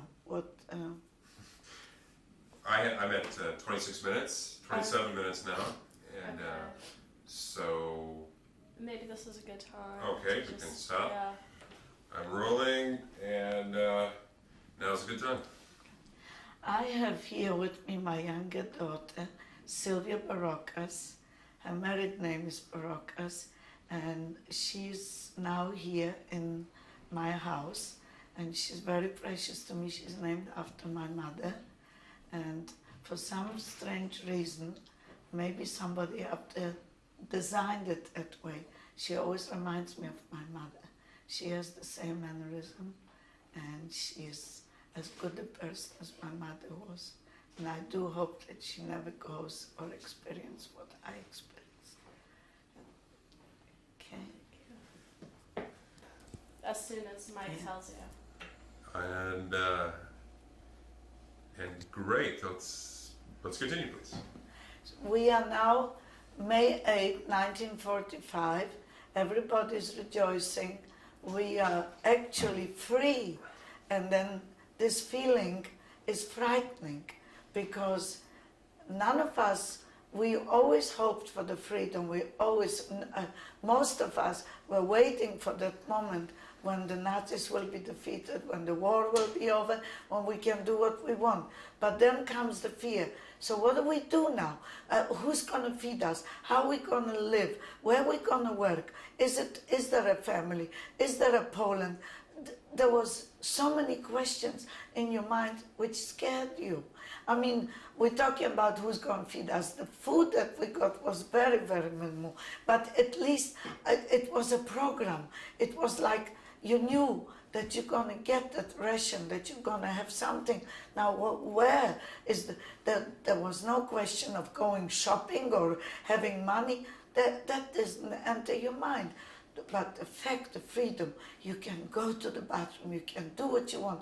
You're not restricted, because during those years, which I didn't mention, I don't know if any of the survivors mentioned, we had to report to go to the bathroom, and they were watching you, they were timing you, they were mean, they just didn't, they said you go too often or you take too long, and there was no hygiene, practically none. So this is just going back for a thought. Anyway, what do? Some of the older girls decided to get on a train anywhere and stay in Germany. They met some soldiers, not Germans, I mean, just with Russian, or they started a romance. Some of them, there was not far from the camp where I lived, was a prisoner of war from France. I mean, French prisoners that were kept until the war was over. So they made friends, and some of the Frenchmen promised the girls to bring them back to France, to marry them, whether it was true or they just wanted to romantically be together, I don't know. But my plan was, with the majority of the girls, to contact the Red Cross was there right away, to go back to Poland. Go back definitely where they took me away from, to see, because I still didn't think that everybody's gone. I wanted to see it. And a lot of my friends even now said they never went back. They were scared. But this was my plan. And I'm glad I did, because I did find some cousins. Not the older generation, but most of the people my age group that survived. But it wasn't immediately. So we stayed in the barracks, but not in the ones we took. That's what the Red Cross suggested, and all the people in charge then. There was another organization that was in charge, which was very important. I have to mention it to you. The Russian soldiers, the liberators, were drunk. I'm not blaming them now. I know they went through a lot. I know they hated the Nazis, but they were heavy drinkers. And being blind drunk, they didn't care whether it was a German girl or a Jewish survivor, as long as she's a female. And that was frightening. That was really frightening. You're talking about teenagers. We were so scared of those drunk soldiers for rape, for coming in, for doing something. After liberating us, we were afraid. They were really uncontrollable. They were absolutely wild soldiers. So there was an organization that was in the forests. There were partisans. If you ever heard, there were Czechoslovakian boys against the Nazis that were working in the underground organizations. I remember they were wearing like red bands here, and they came out with short guns. I don't know what you call it, like a short rifle, a little rifle. And they were watching the camp. They were surrounded, and for a few days, I'll never forget it, we never got undressed, as little clothes as with whatever we wore. We were all in one place, in one big room. All the ladies, all the girls stayed in one big room. For a few nights, we were afraid of the liberators. And that was a terrible feeling, to be scared after being 3 years to work for such monsters. Now, they explained to us, they were watching the camp. Then finally the Red Cross transported us, which took a while, but we were given food, and it wasn't like going to work. It was, I don't remember the voyage exactly, but I ended up coming back in my hometown. I was back in Belgium. Since Belgium is a smaller town and it didn't have such a big organization, I ended up looking for my relatives in an adjacent town called Sosnowiec, which was a few kilometers away, and it was a larger city. In that town, everybody that survived would gather in one building, which was more or less, I think the Polish government assigned it as a Jewish committee. And everywhere on the walls and on the doors, on the frames, on the windows were names. It says, my name is so-and-so, I survived. And there was no phone number. Nobody had phones. So we used to gather every single day or a few times a day to see which more names. Then I found out later on, Jack was telling me the same thing was going on in Lodz, in Krakow, in every city in Poland. That's how people found each other. They would go to this building and read the names and see who is there. And in one of my visits, I found in the court, in the yard, this cousin, this son, the two sisters, my mother's sister, that are those two boys, the youngest son that lives here now. He lived in Louisville, Kentucky for a number of years. He was interviewed. Yesterday he was on television. He when he saw me, this is a picture. People, well, first of all, people didn't think it's cousins, it's sister and brother, and they found each other. We were so emotional, so out of, we just, that he didn't know I'm alive and I didn't know he's alive. And when he saw me, I couldn't control. We both cried so much that he was afraid to tell me that his brother is alive until I calmed down and I got you. I'm not alone anymore. You're here. We're together. We're together. It was devastating because he knew more than I did. He went with my parents. He was later on. He was the last one to leave the ghetto. He was in the ghetto with his mother, with my mother, with them together. He was taken to a camp much later. I was in 1942, so it was an awful long time for me not to be with my family. So he said to me then on the way, he says, you know, Max survived Auschwitz, he's here too. So from then on, we lived together. I mean, it was Max and Henry, the two brothers, me, and then I found a close friend of his, which is his wife now. I found her, she moved in. So actually what we did, what I call moved in, I'll explain to you.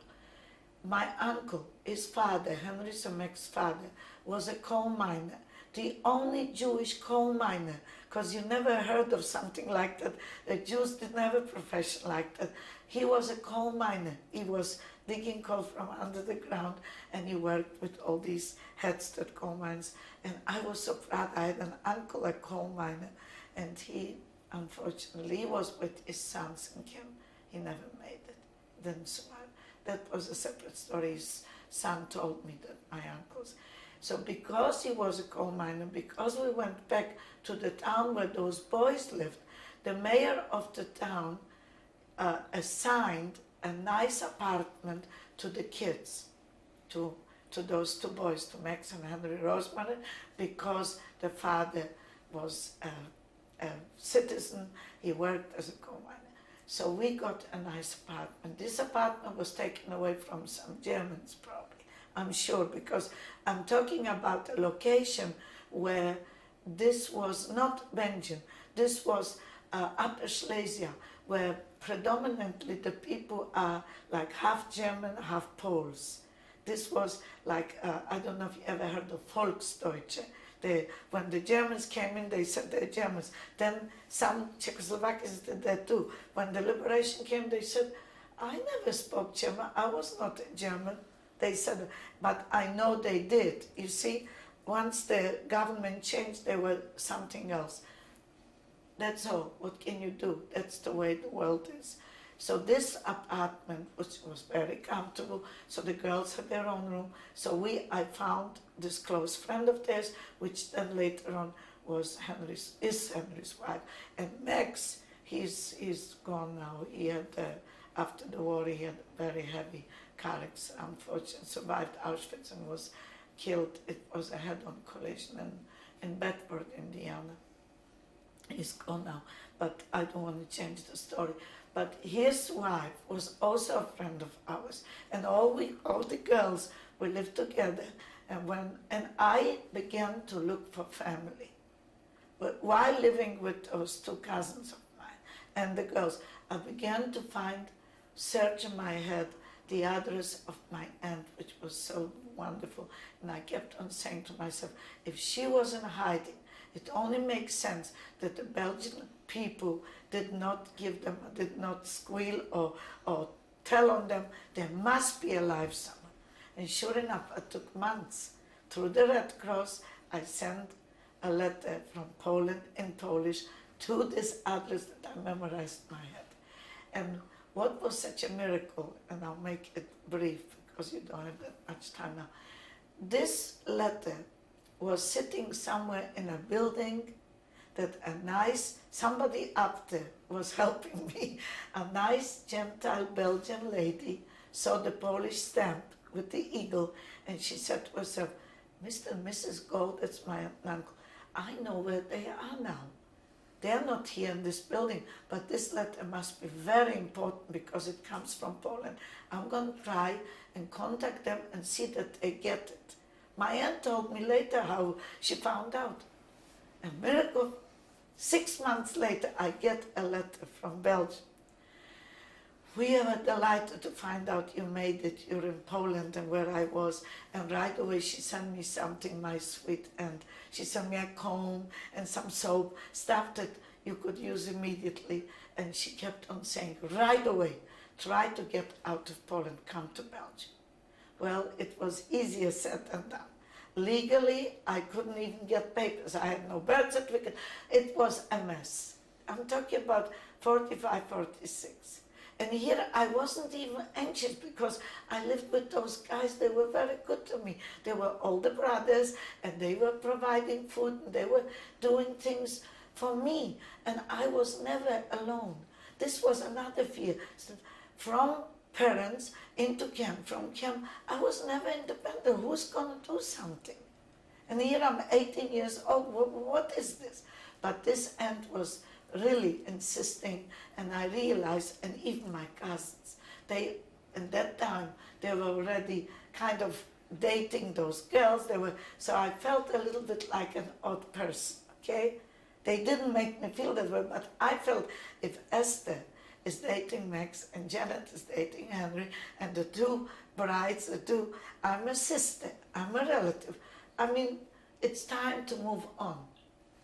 So I got on a train into Germany with a group of women, a group of girls. And we were traveling. I don't even know, we didn't have money, we didn't have papers. I managed to get to Germany. And in Germany, I joined a displaced person, a DP camp, which was run by the American committee, the UNRWA, they call the UNRRA, United Nations, some refugee, something. It was called UNRWA, we called it UNRWA. It's UNRRA. And I joined that camp because, like I said, I didn't know how to live alone or what to do, how to make a living, what would I do, go work?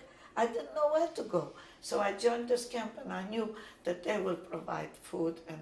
And this camp was mostly inclined to organize or to propaganda for Zionism, okay, so that we should end up going to Israel, which was very enthusiastic, very appreciated.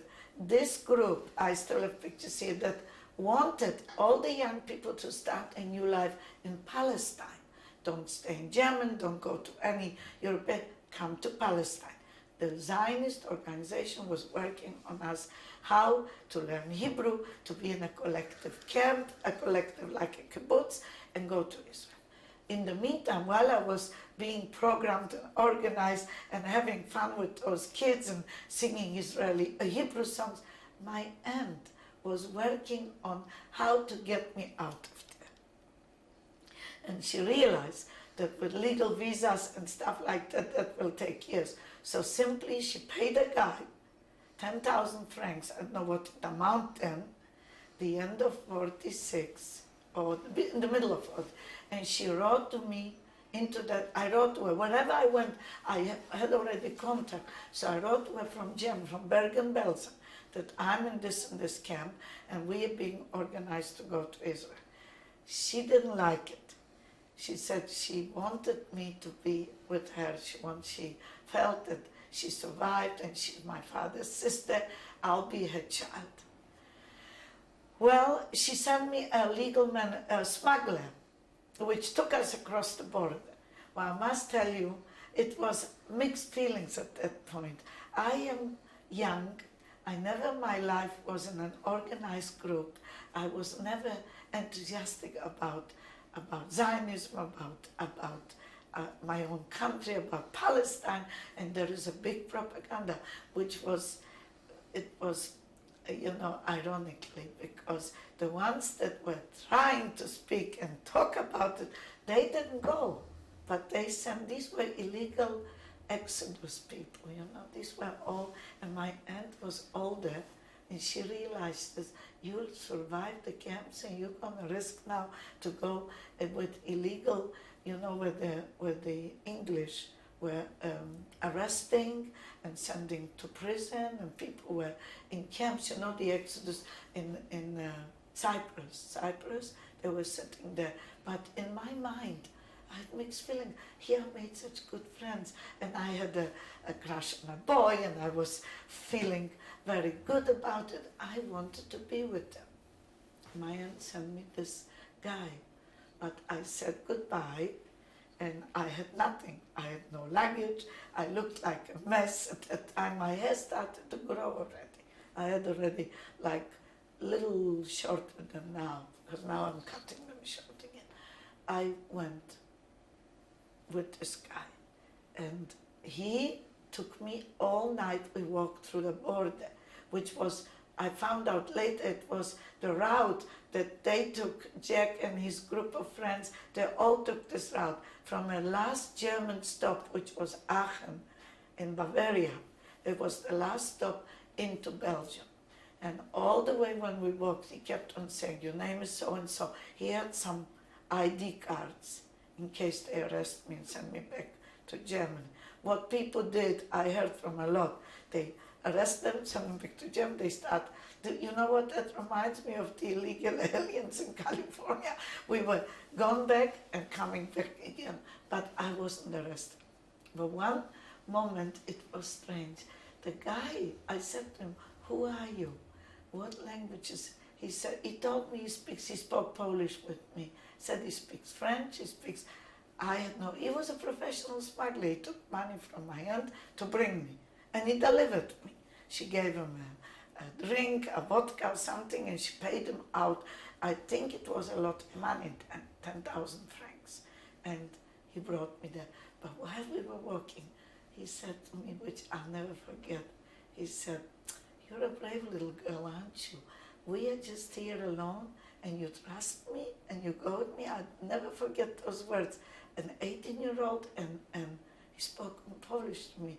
And I looked at him and I said, now, what would you do with a piece of nothing? I said to him that way. And he looked at me and said, look at me. For 10,000 francs, you can get the nicest, the most beautiful woman in Brussels.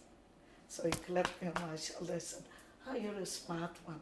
And I wasn't scared, because I realized if he's a businessman, what would he do? I mean, 10,000 francs, he could go to any nightclub and enjoy.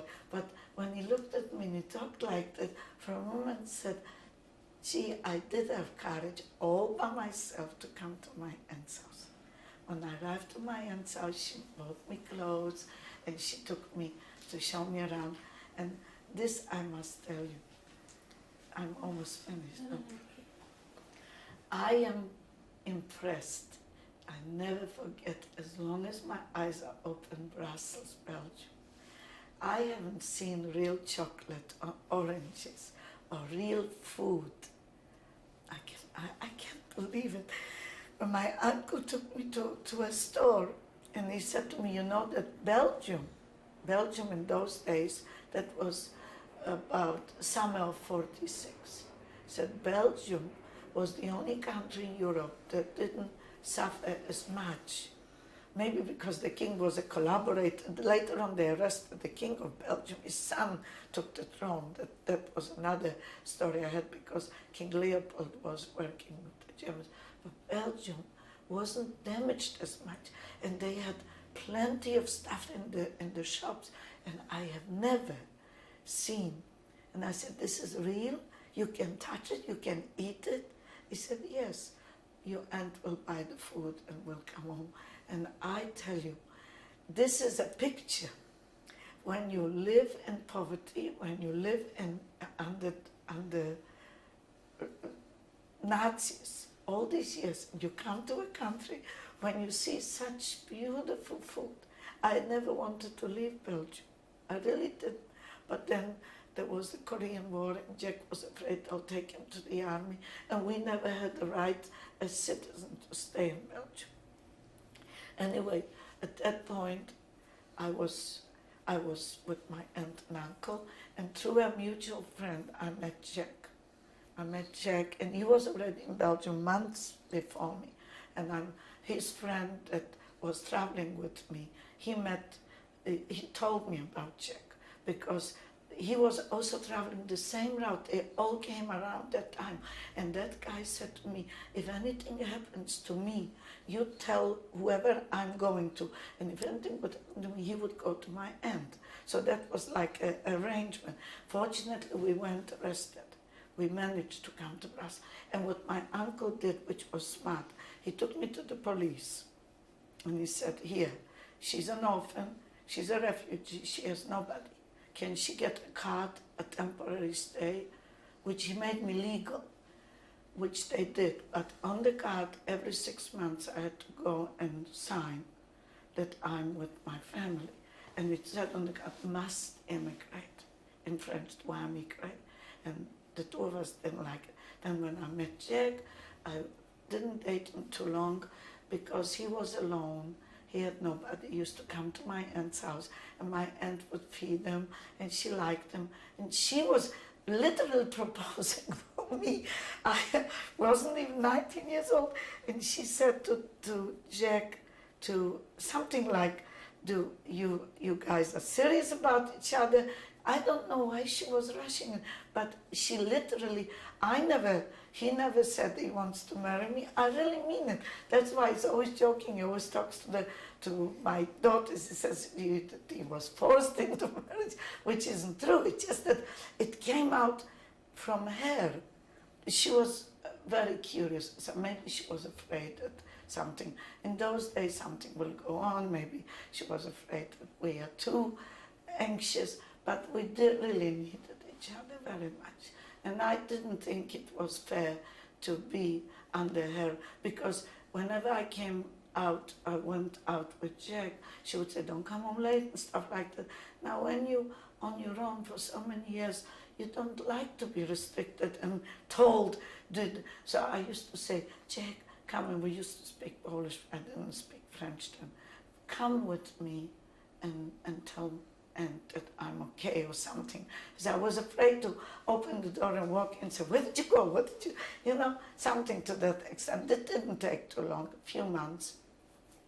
And she made a little Jewish wedding, a chuppah. Why I say Jewish wedding? Because we didn't have any papers. So for 3 years, I was Mademoiselle Schwarzfeld, living with Jack. I knew I was married May 8th, but legally, we didn't get the papers until we decided to go to Australia. And to go to Australia was only because the Belgian country is little.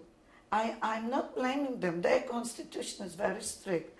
They don't probably want too many foreigners, and they don't give you citizenship as easy as any other country after 5 years or so. So they just want you to go. You stay as long as you stay.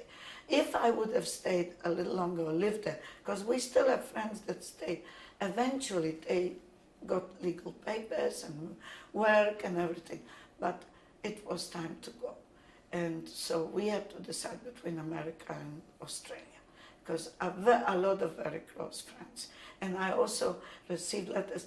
These cousin of mine that I met in Poland, stayed with, they ended up in America. They lived in Louisville, Kentucky. And when I contacted them from Belgium, they didn't encourage us. They didn't say, don't come to America. But they said, if you could do better. They didn't, because unemployment, it wasn't easy, and they lived off some pension that the Jewish welfare gave them. So, they didn't do that great. So they were honest about it. They said, look, and we have great news from Australia. They picked people literally from the boat. Literally, they just waited for newcomers to come to work. And right away we became, well, not right away, we had to make citizenship. But it was a beautiful start to go to Australia. What year was that when you went to Australia? 1950. Because most of my family was already in Israel, which was another story. When the state of Israel was declared, my aunt and uncle, they were Zionists for years. They were dreaming to die in Israel. Unfortunately, after 2 or 3 years, they went back to Europe, and then they ended up here, which I followed them. That's how I ended up coming to America again. So after 15 years, so we moved in 1950. Okay, two young people, we start a new life. 2 years later, my older daughter was born, Dinah. And then it wasn't that easy because of economy and all kinds of problems, and my Dinah wasn't that healthy in the beginning. I didn't have such a great pregnancy, so I wasn't rushing into having another child. But then years go by and you forget. You forget the scare, you forget the pain, and so I tried to get pregnant again, which took 8 years. So Sylvia's 8 years younger than that. Both were born in Melbourne, and while I was pregnant with her, my aunt and uncle moved from Israel back to Belgium, from Belgium to America. Oh, actually, no. She moved, she didn't go back to Belgium. She had a sister which I never met. I have cousins in Chicago, first cousins, American born, because she had a sister. My father had sisters in Chicago, so they brought my aunt and uncle. But Chicago was too hard for them to live. It was cold. If they would stay in Chicago, we would never leave Australia. But once they came to California, and they started to write gorgeous letters, you know, the sun is shining and it's beautiful, and California was tempting. And most of the people ask, what made you leave Australia after 15 years? Well, I tell you, in those days, in the 60s, there was a big, like a propaganda, like people were influenced, Hollywood, California. I don't know, it was, and I also wanted to be back with my family. See, because Jack has nobody, not one single cousin survived. They were all in the ghetto and they all perished. And to me, fortunately, some were in labor camps and some were overseas. See, because my father had a big family overseas. In Belgium, I have here pictures of my cousins from France survived in hiding. 3 sisters and 2 brothers survived in hiding. They ran to the south of France and survived. My father's sister's kids. So I knew that there is somebody. So that's how we ended up coming here. And so we are here since 1965. But life in Australia, it was a predominantly Jewish community. We were very happy. Jack was very active in Jewish culture. He loved and he still does love very much Jewish culture. And the girls went to Jewish schools, but not religious, very secular, but tradition, you know. And so here we are.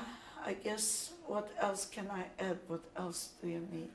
Well, it'll be next tape. And then whenever you finish, we'll do your pictures and these things. Yeah. And How rolling. much time? Well, 10 minutes? Or? Well, we have 30 minutes for this tape. Oh, but okay. I want to save at least 10 minutes for this thing. Okay, well, I want to talk for 20 minutes. Okay, so whenever it's yeah. appropriate. I just don't want you to feel rushed. You mentioned on the last tape, and I want you to feel comfortable. Yeah. This is your story. Yeah, So okay. I don't want to impose any time limitations on Okay. you. Okay. We're happy to hear your story for Yeah. however long it takes. I think, but I think you guys would get bored with No. I sometimes don't go back in my mind. Okay. So tell me about when you came to the United States in 1965. Okay, now? Well, it wasn't easy to say goodbye. I lived 15 years in Australia and I have extremely good memories about Australia, about Melbourne, because we had very close friends, and as a rule, I think most of survivors, they gather with people that had the same past, the same experience. We always seem to find people that lived the same life or lost their families. So this is like a new family. Now you make a new family, you meet friends that you lived in Europe with, and from Europe to Australia, I only had a couple of new friends, Italian friends, my neighbors, which I was also sorry to leave. And we're still in touch with them. It's just that it seemed like maybe it's not fair. It was a big, big decision to pack up and leave. But I don't know, it was economically and also with family, and my children never had any grandparents, and this aunt, she was so wonderful. She was like, really like my mother, and my uncle was a sweetheart. They were both very concerned, and they kept an apartment for months and months in their own building. They owned a little building, just a few apartments on North Spalding near Santa Monica Boulevard, and all I heard is every time we have a vacancy, we're not going to rent it out because you need where to stay with your 2 kids, which was very generous, very nice of them. But for some reason it took forever, and I don't know, we really didn't push to rush leave. I registered with the American consulate when I was pregnant with Sylvia. That was 1960, my child was born, and I didn't leave till 65. So it seems that I never really insist on running away. I liked it. I really was very fond of my friends, of my life in Australia, and we spoke English by then. That was another reason that if I had to learn another language to come to another country, Jack would never agree to go. But so it's a different, Australians are a little bit different English to America, but that wasn't a big problem, as long as it's basically the same language, the same customs. And we were amazed when we came here. My girls were little. One was 4, going on 5, and one was 12 and a half. They said, Mommy, all the products that we used to in Australia, you can buy here. All the cereals, all the everything, all the drinks. It was just like an extension to the kids, which was okay, because it's not an easy. Any move is a big transition in your life. Even if you move from San Diego to Los Angeles, it would be hard, you know. So I think it was a big decision. But when we came, we found friends which we knew from Europe, and very close friends of my husband, and of course my aunt and uncle. They were wonderful. Kept an apartment. She didn't even go and buy used furniture. She bought brand new bedroom and a stove and a refrigerator, which I think about, it was beautiful from. She didn't want me to feel that I like second-hand something, which wouldn't be a crime, but she prepared a cute apartment. The only thing, it was a 1-bedroom. So the girls slept in the bedroom and we slept in the living room on a sofa bed, me and Jack, from the beginning. But everything was sparkling clean and brand new. A kitchenette, everything she bought and put in for us. And she was just as wonderful as she was when she married me.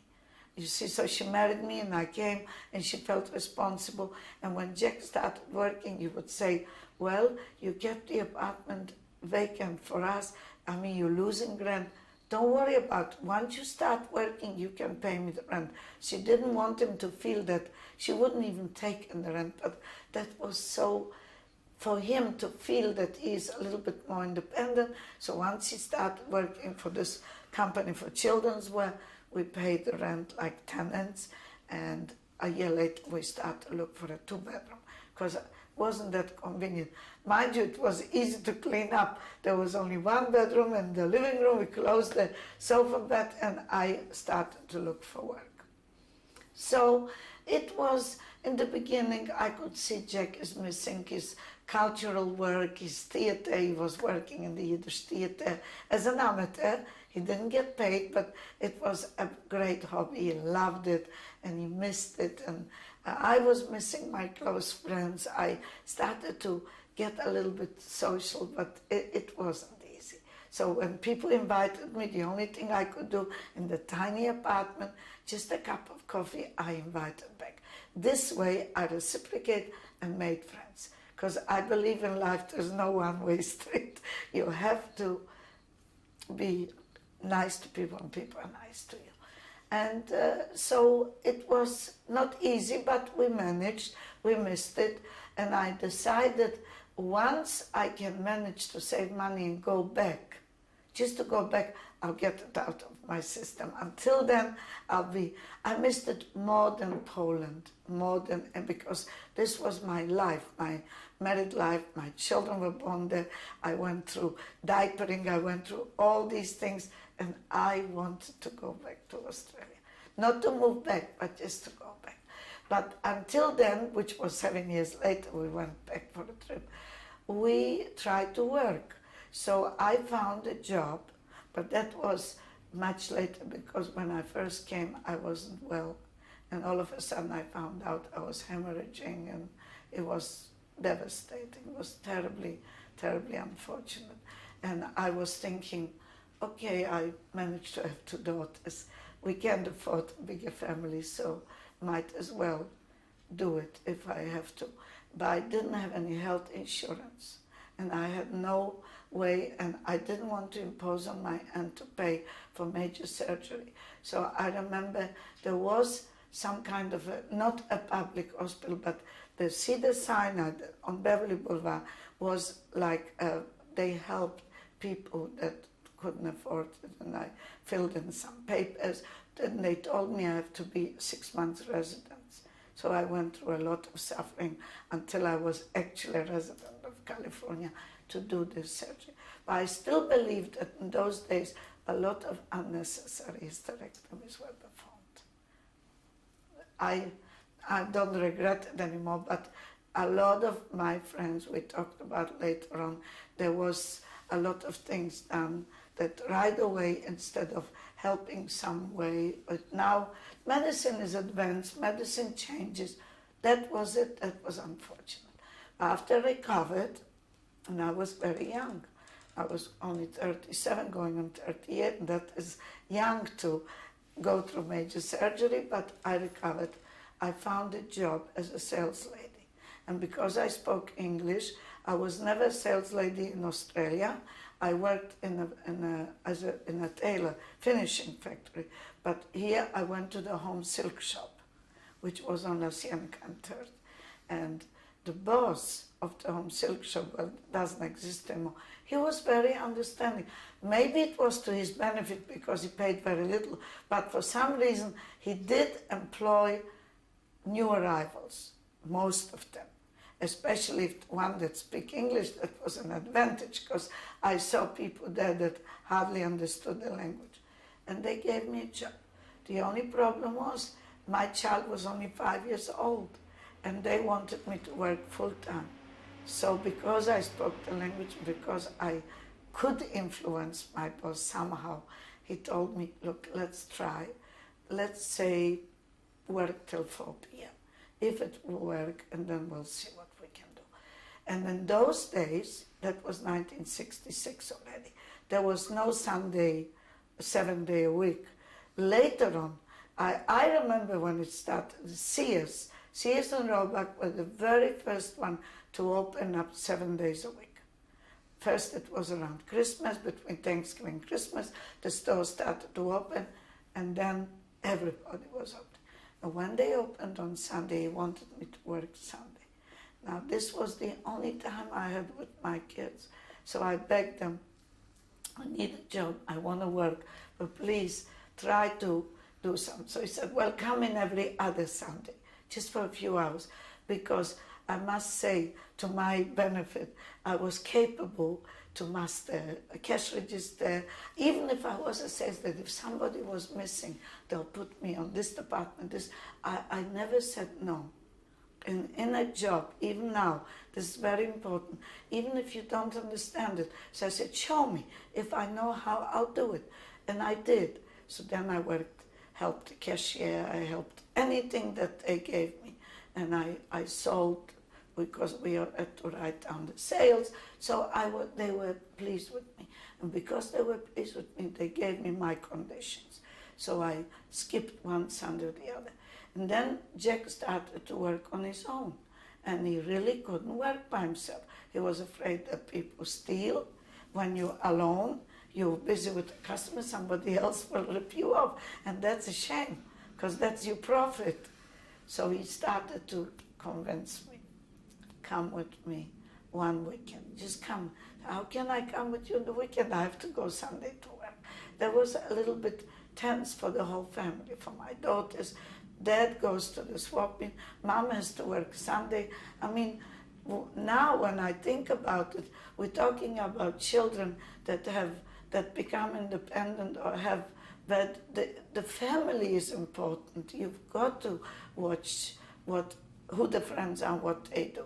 Well, I was lucky because the girls were good girls, especially Dinah was a built-in babysitter. She used to hate it. She used to tell me, okay, I'm 8 years older, so you waited so long so that I can watch my sister. But when we came here, she was already in junior high. And the little one started preschool. So she used to say herself, she said, Mom, I have homework and my sister is just starting school. I'll keep an eye on her, you can work. And she encouraged me to go out of the house to take on a job, my older daughter. And so for a while, I helped part-time. I went on a Sunday with Jack, and then I realized that he really needs me, that we both should work together.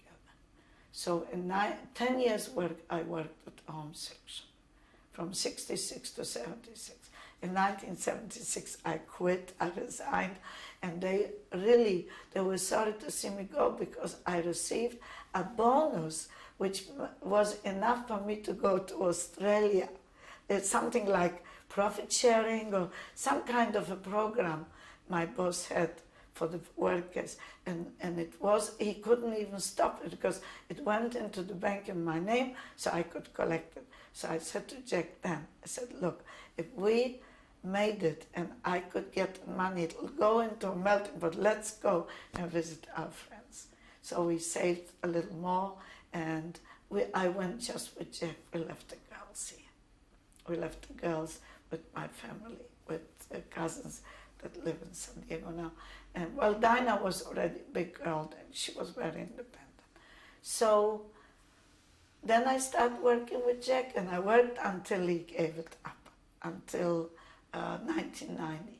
So actually from 1976 till 1990, May 1990, that was the last time we packed up. We gave it up, literally gave it up, because we couldn't even sell the merchandise.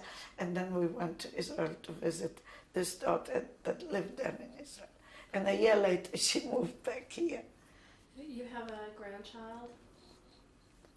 Yes, well, what really happened is Sylvia the younger one started to become Orthodox.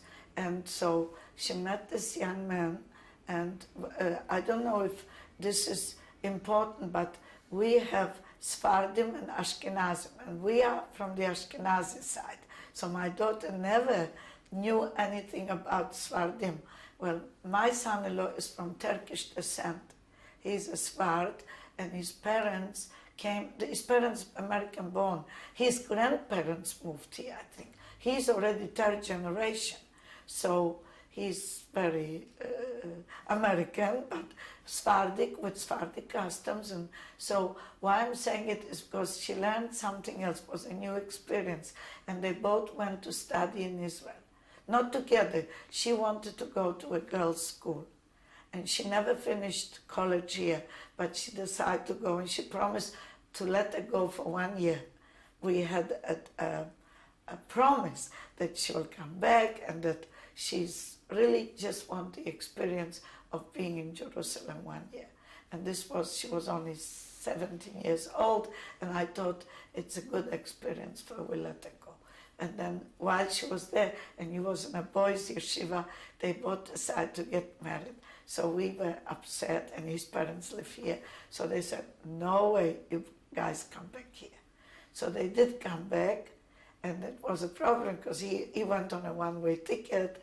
Anyway, they came back, they got married, and they stayed only about 2 or 3 weeks, and they made Aliyah as husband and wife and went back to Israel on a one-way ticket. And so they stayed there, and then my granddaughter was born in 1986. And now she... Anything in the future that you want to say about Yeah. being a survivor? Yeah. Because I want to Yeah. get to the... Yeah. You have such a good story. It's so... Yeah. You talk so well that the time Yeah. just flies by. This is one Yeah. of the fastest interviews I've ever experienced. I feel like we just Yeah. sat down. Oh my goodness. You guys are tired. No. No. It went. Yeah, I'm So, telling you. What Are you did I ready? break in the middle? Yeah, really. You were just finished telling me when, Yeah. when your granddaughter was Yeah. born, so it's a perfect time. Yeah, well, she was born in 1986, and since both grandparents don't speak Hebrew, my daughter and son-in-law spoke English at home and Hebrew in the streets, Hebrew in the business. She worked in an office, and Sylvia was very careful since she knew English and Hebrew perfect, and she worked computer. She always found a job as a secretary and always was appreciate in her job, and my son-in-law. But life was hard, and we traveled. We managed to visit often. So the granddaughter knew about us a lot. So when we first came, she was hardly speaking. She would say English words, but she was thinking in Hebrew, which was so cute. But whenever she said something and I didn't understand, my daughter would say, "Speak English, because your grandparents don't understand." But then they moved back here, so we have her, and we're very happy. And I would love to go back to Israel as a tourist, but I'm so glad both my daughters lived here. Also, Dinah was away because she went to college up north, and so she lived 10 years in near San Francisco. So the end is that both daughters live in Southern California. We see each other often, and now we're a family again. I would like to say, as far as I am an optimist. There are moments when I'm really missing my childhood. I see some moments where I was deprived, because sometimes I see the abilities that each adult feels that weren't developed. I was only 12 years old.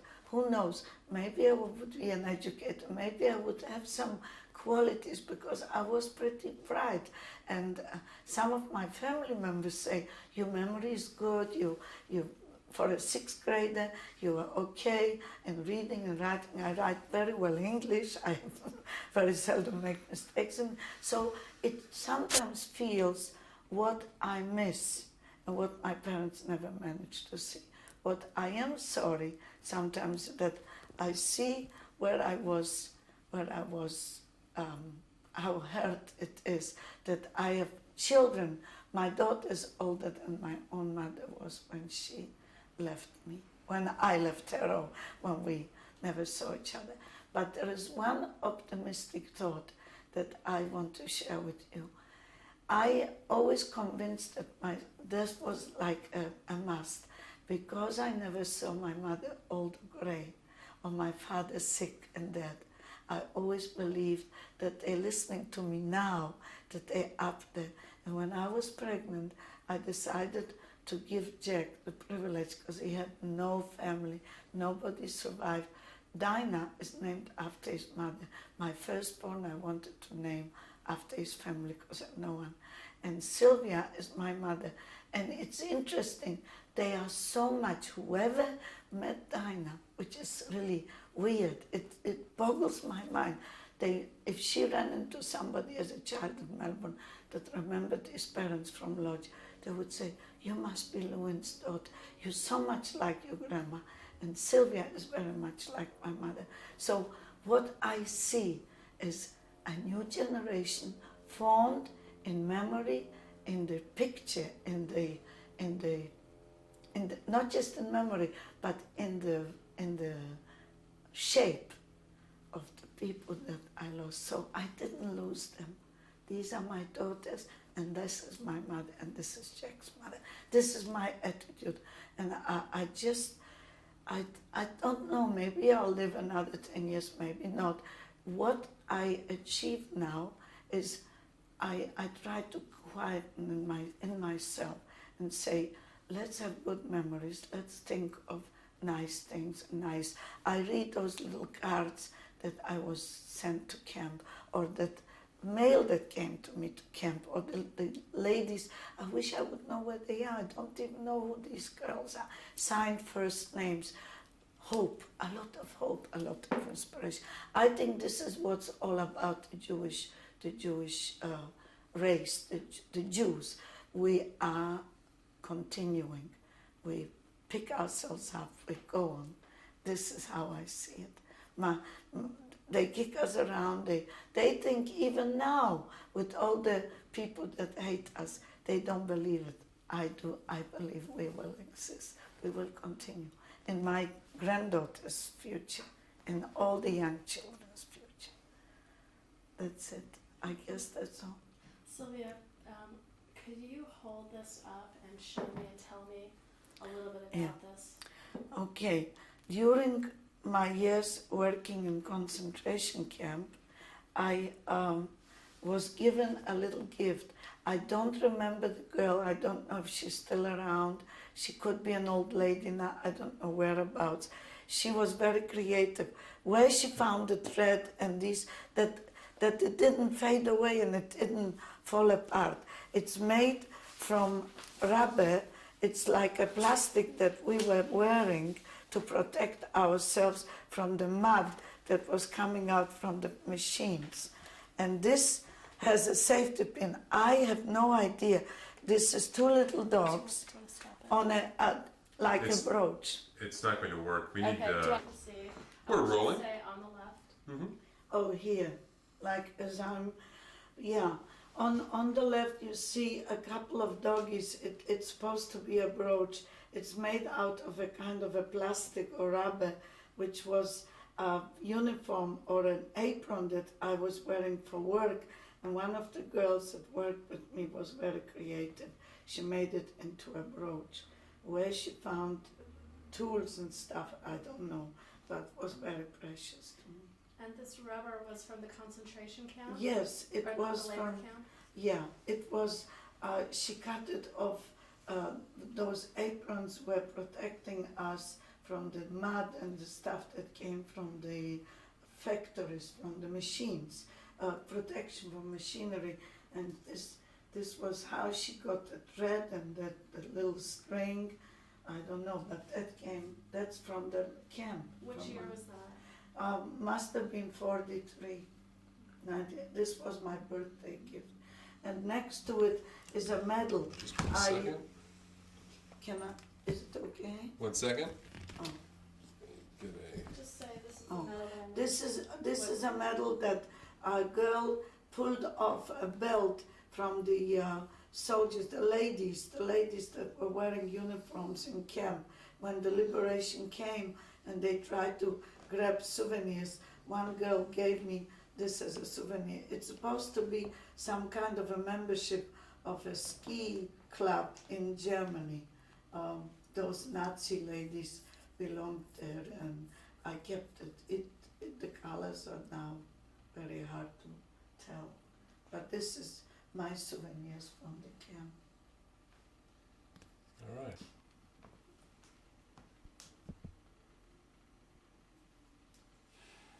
Okay.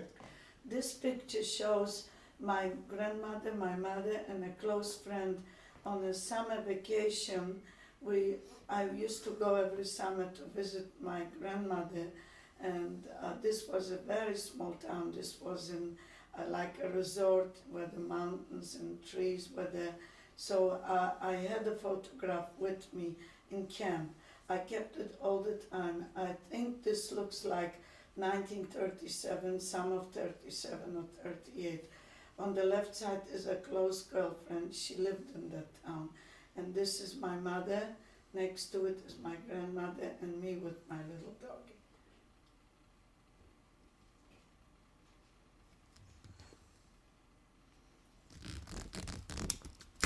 Okay. 1 second. I'll...